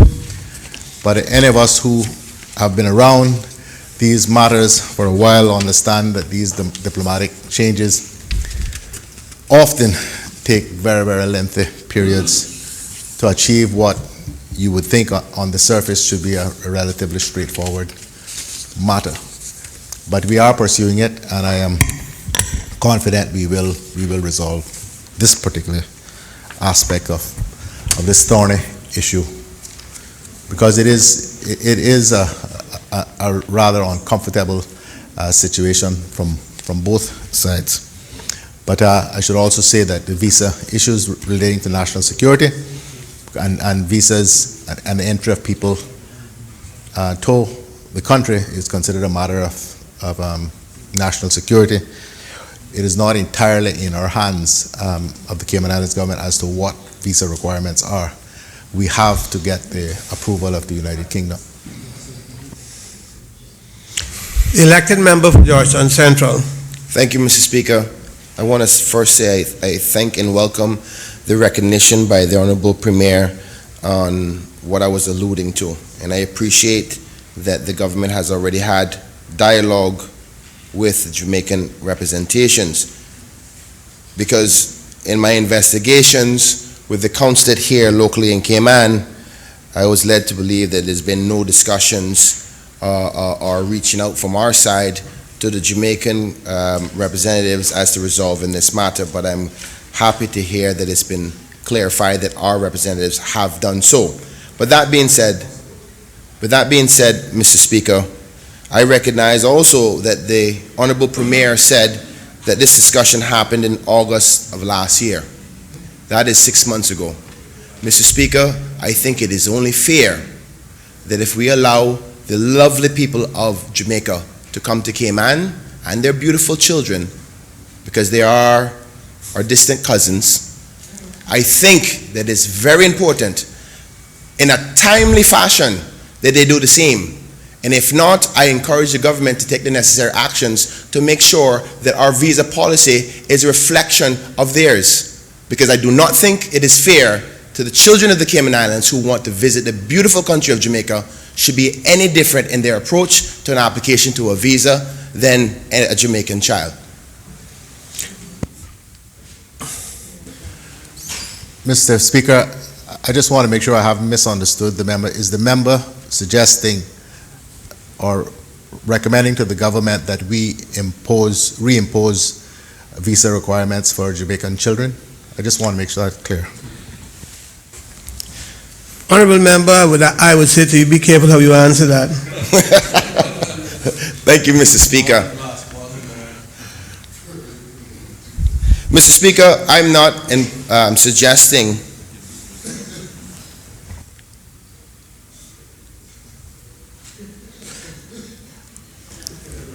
Mr. Speaker, what I'm suggesting to the Honorable Premier is for timely resolution diplomatically between both jurisdictions that offers up a fair and equitable solution to the people of Cayman.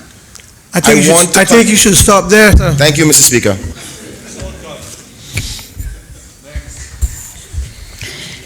The elected member for Newlands to ask Honourable Minister of Education, Youth, Sports, Agriculture and Lands, question number 9. Elected member for Newlands, question number 9. Thank you, Mr. Speaker. I rise to ask question number 9 on the order paper, standing in my name. Could the Honorable Minister advise the rationale behind the design changes to the John Gray High School project? The Honorable Minister of Education. Thank you, Mr. Speaker. The answer: the business case planning process for the completion of the John Gray High School has involved significant stakeholder input and engagement, including school staff, students, and parents. This feedback incorporated lessons learned from the previous high school designs and key user requirements to optimize the teaching and learning process, leading to the main recommendations for change. These were moving from the academy model of school organization to the departmental model to centralize resources and enhance faculty support, providing discrete classrooms with good acoustical separation with accessible breakout and collaboration spaces nearby, having a single building to reduce student transition time between classes with a central indoor meeting and dining space and a central library.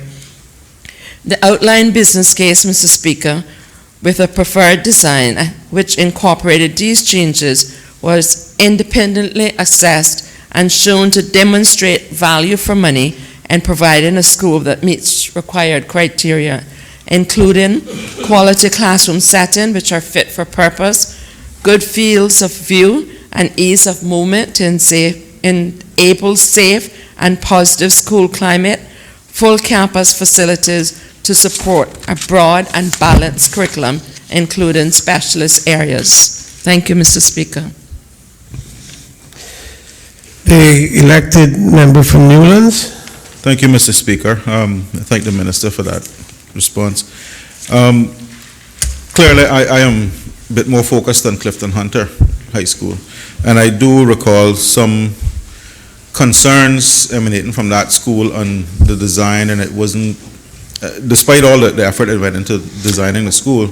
Honorable member, sorry.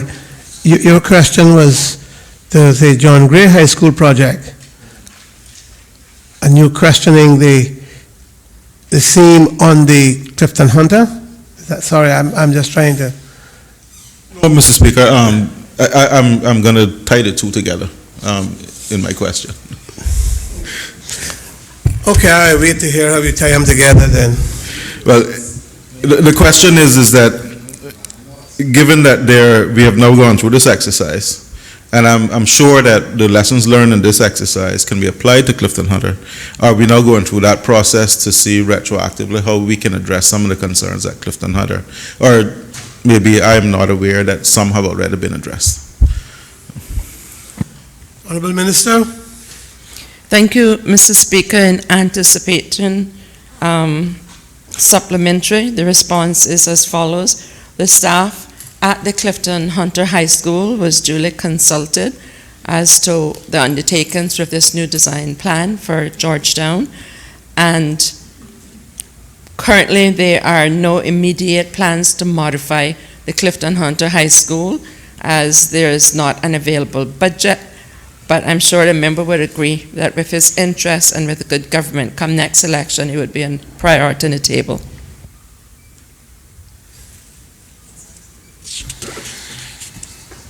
Elected member for Newlands to ask Honourable Minister of Education, Youth, Sports, Agriculture and Lands, question number 10. The elected member for Newlands, question number 10. Thank you, Mr. Speaker. I rise to ask question number 10, standing in my name on the order paper. Could the Honorable Minister advised on the reasons for the delay in the completion of the courthouse fit-out of the old Scotiabank building. The Honorable Minister of Education. Thank you, Mr. Speaker. The answer. Mr. Speaker, the Lands and Survey Department arranged for valuation procurement and undertook the subsequent negotiations leading to the successful purchase of this building, which then transferred into Crown ownership on the 31st day of January 2018.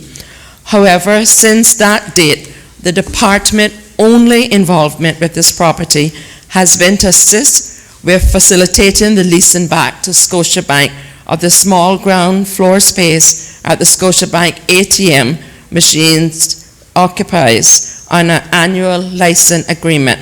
Mr. Speaker, to the best of my knowledge, this ministry and the departments that report to the said ministry have had no other involvement in the ongoing refurbishment and fit-out of the former Scotiabank property that is being undertaken by the judicial administration. The elected member for Newlands. Thank you, Mr. Speaker. And acknowledging what the minister just said and appreciating that, I wonder if she could direct me in the right direction and as to who would be responsible for the fit-out of the building. Honorable member, it would seem that the person answerable in this House for the judicial administration is the Attorney General, who is not present. And so if the Education Minister wants to undertake that, then that'll be appropriate. Honorable Minister of Education. Thank you, Mr. Speaker. You're absolutely correct, but I can respond by saying thus that it is indeed the judicial administration who occupies the building. We at the ministry, and I'm reliably informed by my staff at the Lands and Survey Department, that they are unaware of any delays and is not cognizant for the reason therefore. However, we did, upon receiving the honorable member's question, made a formal inquiry at the judicial department, that is judicial administration, to try to ascertain exactly what the Chief Justice meant when he made the declarations at the opening of the Grand Court. And to date, we are not in receipt of response. I will convey the interest of the honorable member to the Honorable Attorney General, and perhaps he will have much more success in getting a response. The elected member from Newlands. Thank you, Mr. Speaker. And just to thank the minister for that response, even though she did not have to give that response. I appreciate it. And yeah, my concern was emanating from the Grand Court opening, where it was my understanding that the delays were not over there, but in fact over here. And my concern then with what... Sorry, honorable member, just to be, for clarity's sake, when you said it was not over there but over here, you're not talking about the Legislative Assembly. I'm referring to the elected arm of government, Mr. Yeah, well, Speaker. make it clear, because when you say that, it could be left with the impression that you're talking about this Parliament. No, you're not, right? Okay, you can continue. No, Mr. Speaker, not the Parliament. But my concern is that very strong statements were made with regard to delay of justice and administration of justice. And I didn't want to let that message go out into the public without the government having a say in that. Thank you. Honorable Minister, you care to respond there? I think it necessitates a response, Honourable Speaker. Thanks for your indulgence. Perhaps it may be beneficial if I just respond by giving a chronological timeline of the Scotiabank building purchase, which is the only involvement that my ministry department, Lands and Survey, has had. On the 14th day of March 2018, CIBC buildings and the Scotiabank building were identified by caucus as for sale and imminently for sale, and interest of the government for the courthouse and the law school. Instructions were given to Lands and Survey to undertake an in-house valuation for each, plus to procure 2 external valuations of each. On the 29th of March 2018, all valuations were reported to the ministry. On the 18th of April to the 16th of July, Public Works Department Major Project Office and PwC undertook a 90-day due diligence of the structural integrity and services condition in both buildings, including a review of their suitability for the proposed use and likely costs of refurbishment and adaptation. On 18th of June, conditional offer was made to purchase the Scotiabank building based on preliminary findings of Public Works Major Project Office and PwC. 5th of July 2018, provisional acceptance of CIG offer was made by Scotiabank, subject to negotiation of detailed terms for the vendor requirement for short-term leaseback of part on, that is one of the floors of the office for the aforementioned ATM machine. On the 16th of July, presentation was made to caucus by the Major Projects Office, Judicial Administration, and my minister, the Minister of Lands, recommending the purchasing of Scotiabank and not to purchase the CIBC building. On the 26th of July, Cabinet approved the purchase of the Scotiabank building. The 27th of July, Cabinet extract was issued the same day. Continued negotiations with the vendor as to the proposed leaseback terms and review of draft lease and purchase agreement. The 14th of August 2018, amendments to Cabinet approval relating to the supplementary funding, requirement wording and procedure, and not to the terms of the purchase. And I might add, Mr. Speaker, this quantity of millions of dollars was not in the budget, and Cabinet acted expeditiously to get it because everyone in this Honourable House is safe to say recognizes and appreciates the importance of justice, and justice delayed certainly is not justice desired by this government or the Legislative Assembly. The 16th of August, the Cabinet extract was released. The 17th of August, completion agreed by both parties to be the 31st of August 2018, and finally on the 31st day of August 2018, the purchase was complete. Handover of keys were given to Judicial Administration. I thank you, Mr. Speaker. Next question. The elected member for Newlands to ask the Honourable Deputy Governor. Question number 11. The elected member for Newlands, question number 11. Thank you, Mr. Speaker. I rise to ask question number 11 on the order paper, standing in my name. Can the Honourable Deputy Governor state how officers in the RCIPS are compensated for special duties assigned to them, such as being on call, acting for senior officers, and any other relevant special responsibilities? The Honourable Deputy Governor. Mr. Speaker, thank you. The answer. Mr. Speaker, officers who are appointed as detectives and assigned to a CID receive monthly paid clothes and detectives allowance of CI $29.16 and $41.67 respectively. Additionally, some specialist officers are in receipt of an availability allowance, also known as the call-out allowance, in the event of serious occurrence requiring specialist services outside of normal tours of duty. The call-out allowance is paid at a rate of $41.67 per month. Note that all allowances mentioned are paid in addition to overtime payments and normally apply to detective inspectors, CID, and scenes of crime called out to deal with serious crime incidents, including shootings and murders occurring during the night. Officers calling for duty outside of their roster tours on a pre-approved duty basis are paid overtime at a rate of time and a half or double time in the case of public holidays. For reasons of good governance, overtime call-outs are strictly controlled and must be pre-approved by the Commissioner of Police. Mr. Speaker, as it relates to K-9 personnel, a monthly K-9 allowance of CI $300 was introduced just this month and is payable to appointed K-9 officers in recognition of the associated responsibilities of caring for and maintaining police K-9s in their homes. The said care and maintenance include, but is not limited to, cleaning of kennels, managing canine exercise training, and facilitating veterinary visits. In relation to acting allowances, all acting positions must be approved by the Commissioner of Police under the provisions of Section 6 of the Police Law 27 revision, and are based on a risk and need assessment of requirements to deliver the full range of policing services required by the RCIPS. Officers approved for acting positions are salaried at the starting point of the approved salary scale for the role they are to act in. Elected member from Newlands, Thank you. supplementary. Thank you, Mr. Speaker. I wonder if the Honorable Deputy Governor could let us know how long this has been in place.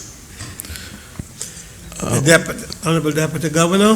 Mr. Speaker, I was hoping the member would ask that question because I think we are all a bit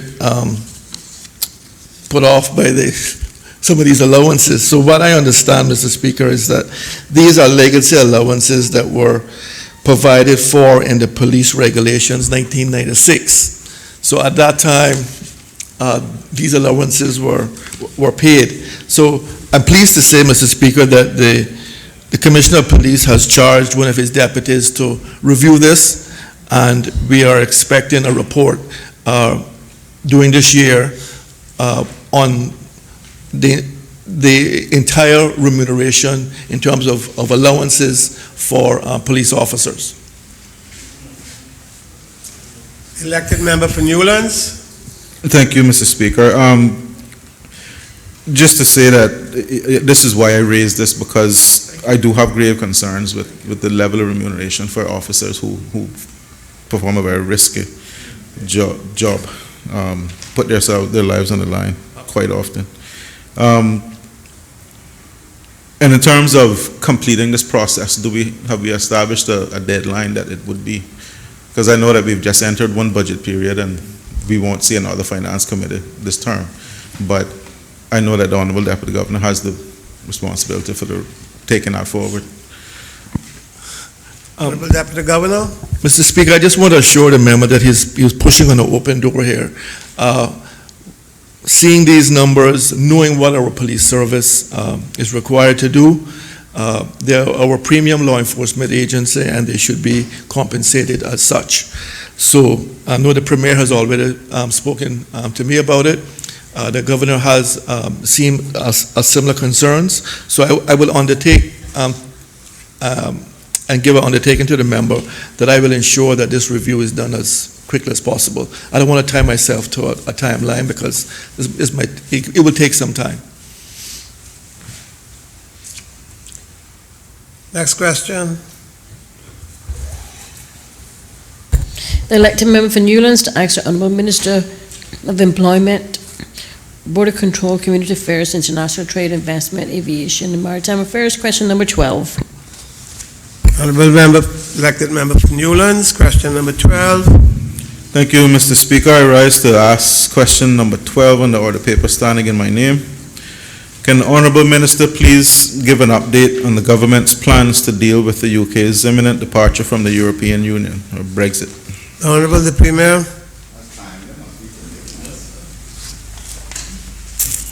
Mr. Speaker, the answer. After many years of wrangling, the United Kingdom finally separates itself from the European Union at 11 p.m. Greenwich Mean Time today, which will be 6 p.m. our time. It has been an interesting and sometimes knuckle-biting experience, but it is now over. As I answer the question, I feel I need to provide some context to Brexit as it relates to the Cayman Islands. Following the UK's European Union membership referendum, commonly referred to as the Brexit referendum in June 2016, the Cayman Islands government immediately began discussions with the United Kingdom government on the implications for the Cayman Islands. In July 2016, during the pre-joint ministerial council meeting, it was determined that the topic of the future relationship with the EU would feature prominently during the annual GMC meeting held in London. The Right Honourable Baroness Ainley, the then Minister of State for the Overseas Territories, accepted that request, and the result of the discussion at the 2016 GMC meeting was the establishment of the Joint Ministerial Council Overseas Territories European negotiations. The objective of the JMC OTEN was to facilitate political engagement and collaboration between the UK government and the governments of the overseas territories to ensure that the overseas territories' requirements are taken into account in the UK's preparations for the process of exiting the EU. This included visiting areas of EU cooperation and collaboration with the OTs that may have been affected during the period while the UK remained a member of the EU. The JMC OTEN met twice in 2017, in July and November that year, and once in June of 2018 and 2019. In between the various JMC meetings, the Cayman Islands government's UK representative has had regular contact with senior officials within the Department for exiting the European Union. Prior to the Brexit referendum, the UK Overseas Territories Association, known as UKOTA, of which the Cayman Islands are a member, commissioned a report to examine benefits of the EU to the overseas territories. This report highlighted that the majority of benefits to overseas territories comes from the European Development Fund.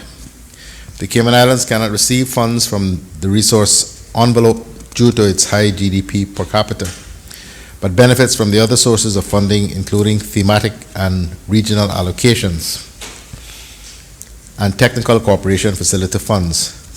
This is not to say that the Cayman Islands cannot benefit from the funds for humanitarian support and disaster relief, as was the case following Hurricane Ivan in September 2004.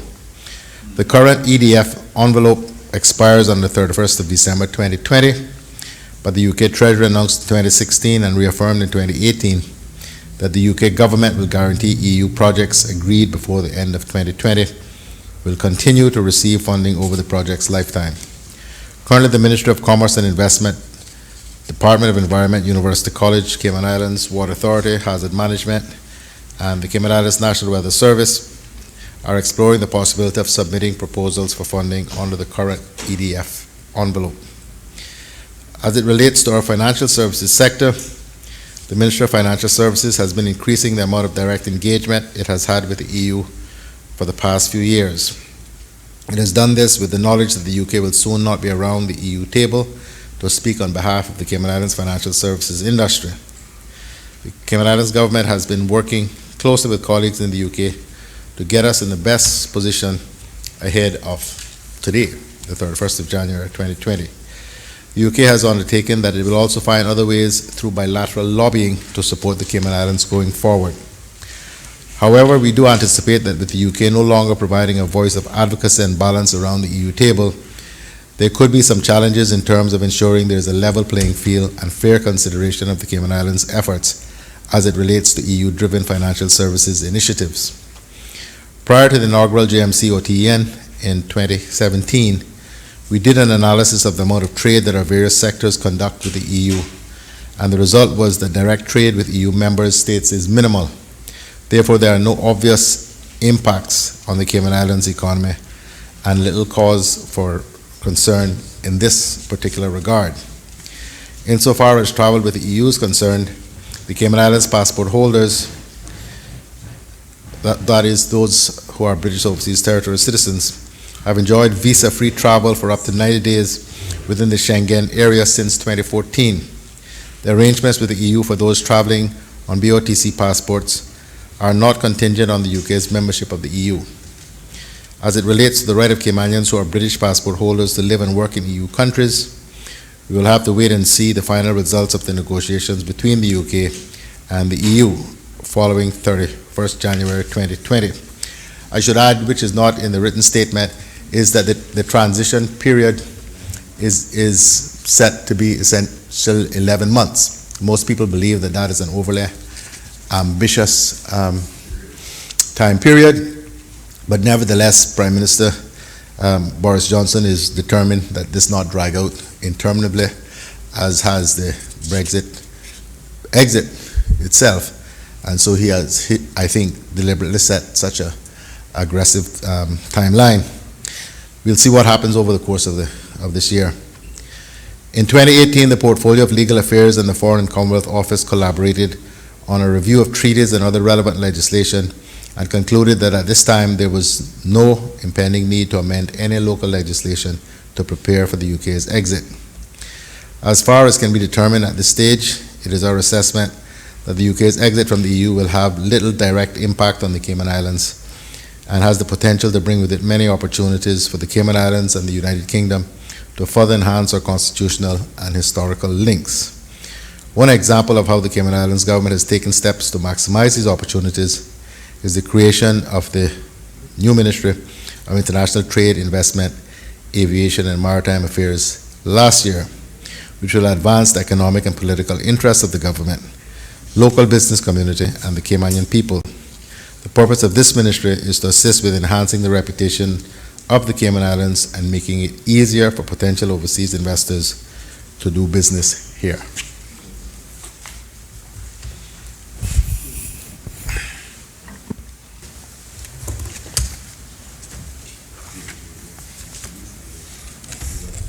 The elected member for Georgetown Central. Thank you. Supplementary questions. Thank you, Mr. Speaker. Can the Premier say whether or not there's any intentions for an update within any set period of time that has to do in relationship to trade arrangements through the Commonwealth, through those discussions of the British Overseas Territories, that he may be aware of? If he can answer the question, I totally understand.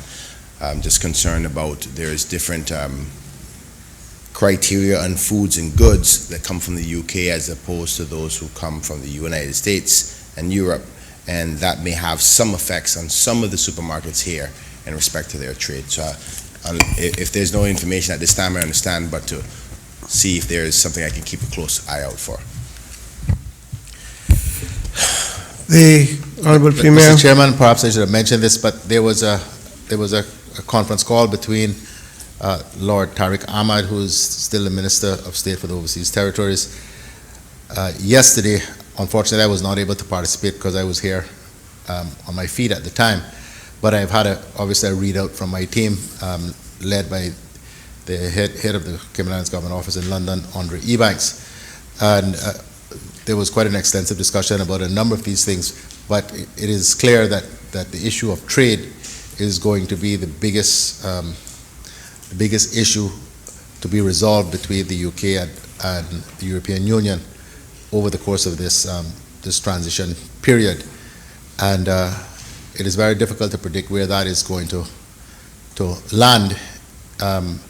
As to the specific question about the impact on availability and prices of goods supplied by other European Union countries, I don't have that information. I don't have any sense about that.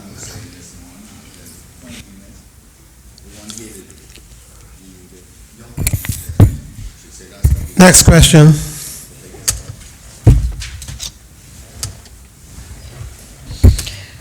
The elected member for Georgetown Central to ask the Honourable Minister of Health, Culture and Housing, question number 13.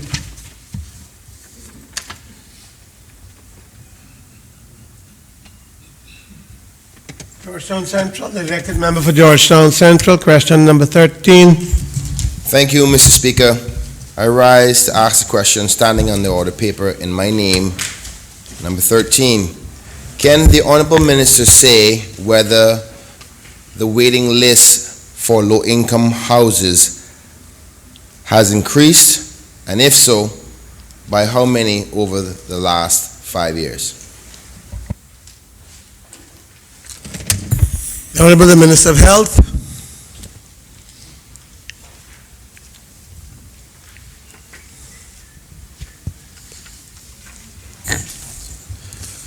Thank you, Mr. Speaker. Mr. Speaker, as at 31st of December 2014, there were a total of 961 applications for affordable housing filed with the National Housing Development Trust. This is a collective figure covering the period of 2004 to 2014 and is a list of applicants from individuals that were seeking tenancy or ownership arrangements for the affordable houses. In 2014, the NHDT decided to discontinue allocation of houses under tenancy agreement, and since then, the names on the list only reflects those applicants waiting for an affordable house under home ownership purchase agreement. Over the last 5 years, the number of applicants submitted to the NHDT for the affordable housing has increased, but this could be for a number of reasons, including population increases or construction activity. Mr. Speaker, when the NHDT begins to construct more homes in an area, there is usually an increased interest and applications submitted by Caymanians to NHDT for homes in that area. Between 2018 and 2019, Mr. Speaker, the NHDT has constructed 22 homes, which were immediately acquired by Caymanian families. As an applicant acquires a home from NHDT, their name is removed from the waiting list. At 31st of December 2019, there were a total of 210 applications for NHDT affordable homes. Mr. Speaker, there continues to be interest in the NHDT affordable homes as the NHDT continues its development and housing expansion of its existing sites in East End, West Bay, and Bordentown. The NHDT has also acquired additional land in Georgetown off Crew Road bypass and in Northside near to the Northside Primary School, which will undoubtedly be very attractive to the NHDT customers.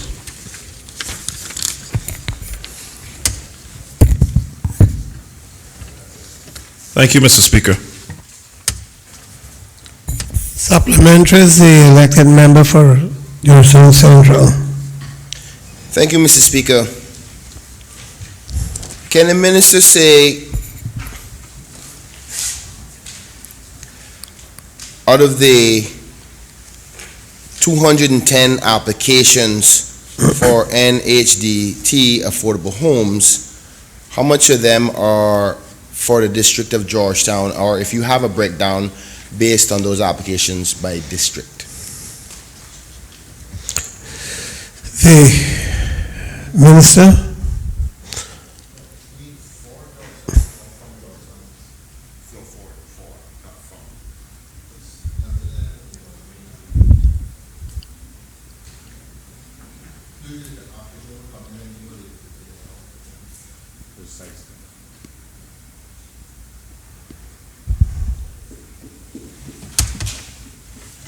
I mean, people would want a preference, but usually they standing. I remember, you remember the licks I took the time at Neil lost election.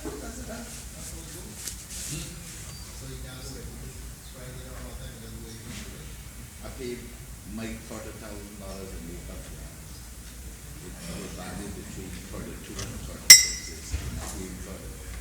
And they say that I will pay. Like I said, I will help. Ball this and ball. We got that. And then we get that. Now, so we give the ball in that. We ball in that. Half of it because the front half was sitting in. We sitting there and stuff. Yeah, yeah.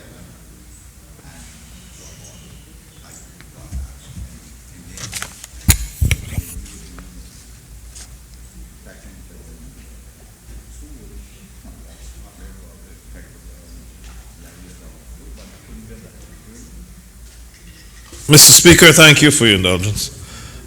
Mr. Speaker, what I can report, information received, is that on file, or the breakdown as the member requested, is 36 applicants to Georgetown, Bordentown 60, East End 12, Northside 5, and West Bay 97.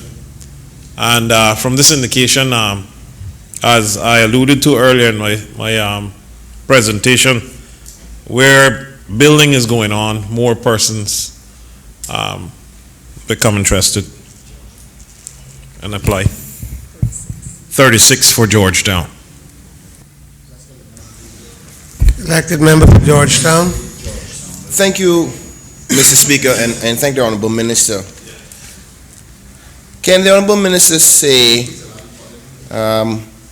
when was the last quantitative assessment of housing availability in the Cayman Islands?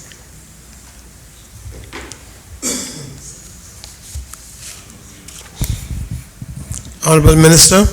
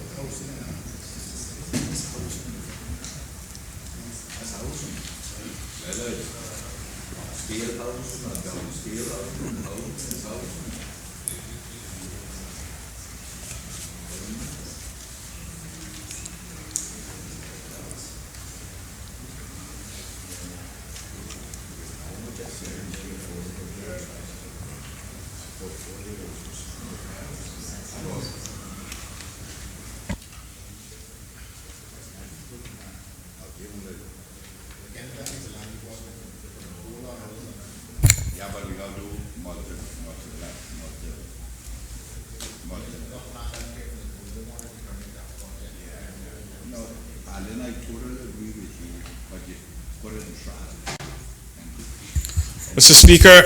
Honorable Minister. Yeah, thank you. It's quite a wide question, and I think it's cross-ministerial. Some of it involves NAU, and You prefer to get some answers in writing to the member? yes, what I want to say to the member is that the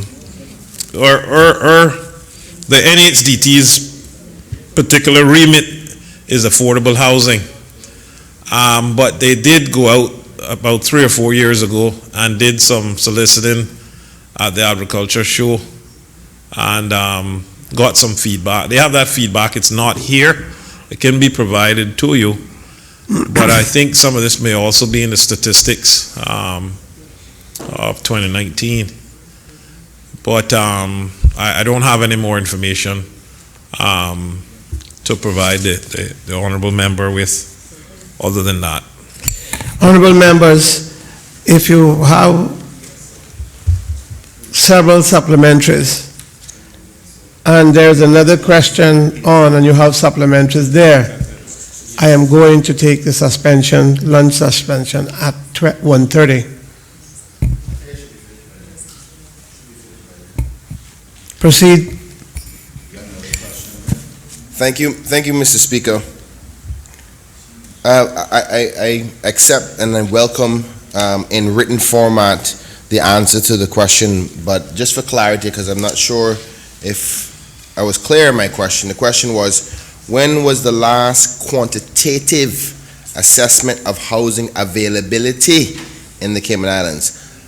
So I assume I'll get that in short order in writing at a later date. Mr. Speaker, moving on to my other supplementary, has there been any quantitative projections on the need for housing availability to meet the demand on the growing population?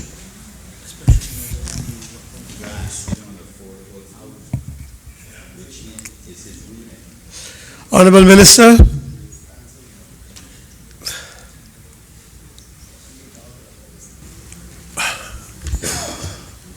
I would have to humbly say no. Member for Georgetown Central. Thank you, Mr. Speaker. Has there been any quality assessment of the housing availability, especially in the recent reality of an earthquake? I don't expect them to have done one since the earthquake, but Honorable member, you know that is not practical. You are before the earthquake. Honorable Minister.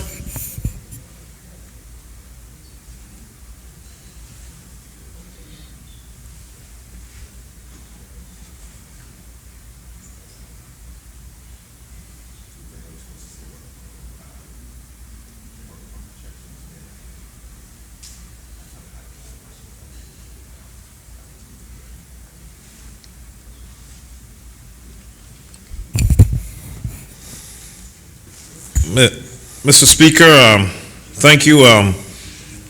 What I think the member asks is there an assessment done on the affordable houses after or before the earthquake? Before.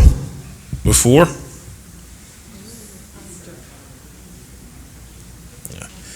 I am reliably informed that this is a part of the trust remit, and that's what they do annually.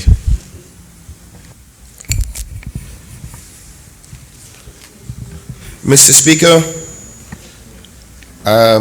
thank you, Mr. Speaker.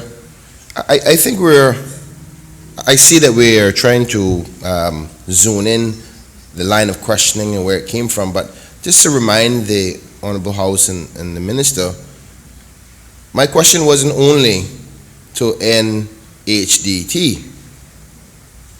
My question says, can the Honorable Minister say whether the waiting list for low-income housing has increased? Or if so, by how many over the last 5 years? Now, I'm trying not to be pigeonholed into talking only to the HTC, because the minister is also responsible for housing on the country's level.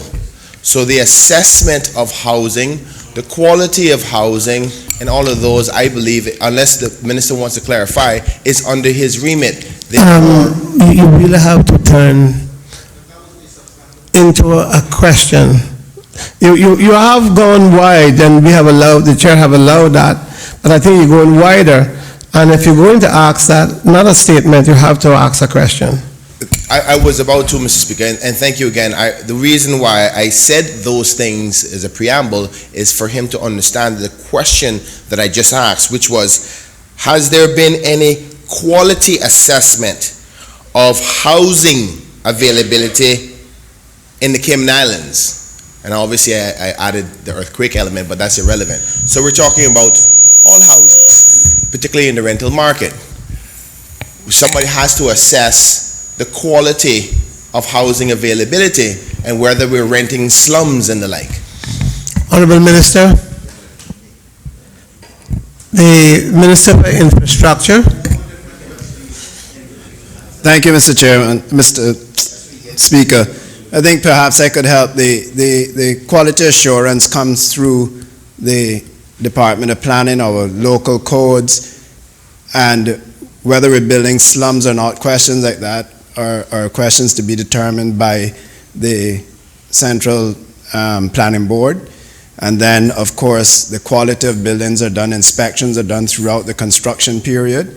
And we also inspect buildings when we get reports of illegal structures or buildings that are below standard. I think the planning department, I read some statistics earlier in my report of the enforcement notices that the planning department carried out, but they have been quite proactive in addressing the issue of illegal structures and unsafe structures. And just for the sake of clarity, immediately, honorable members, after, just for my clarity, I don't know if you say this, I'm seeking it myself. You say that after the earthquake, that there were assessments made immediately afterwards, as soon as afterwards. Did I hear you say that? Mr. Speaker, no, that's not practical that we would assess every house. No, not houses. There were some of structures. Government building structures, yes, we were. Okay, that's what I thought you had said. We actually inspected structures where there were sinkholes, where the public had access to large developments, etc., to ensure that the sinkholes did not cause any life safety issues with the residents in that area. So that is an ongoing thing, Mr. Honorable Speaker. members, I had indicated that we had one question left, and I was going to take the suspension at 1:30, and after noting the many supplementaries, I can't say that there's not going to be any on that next one, and so we will take the suspension at this time to return at 2:30.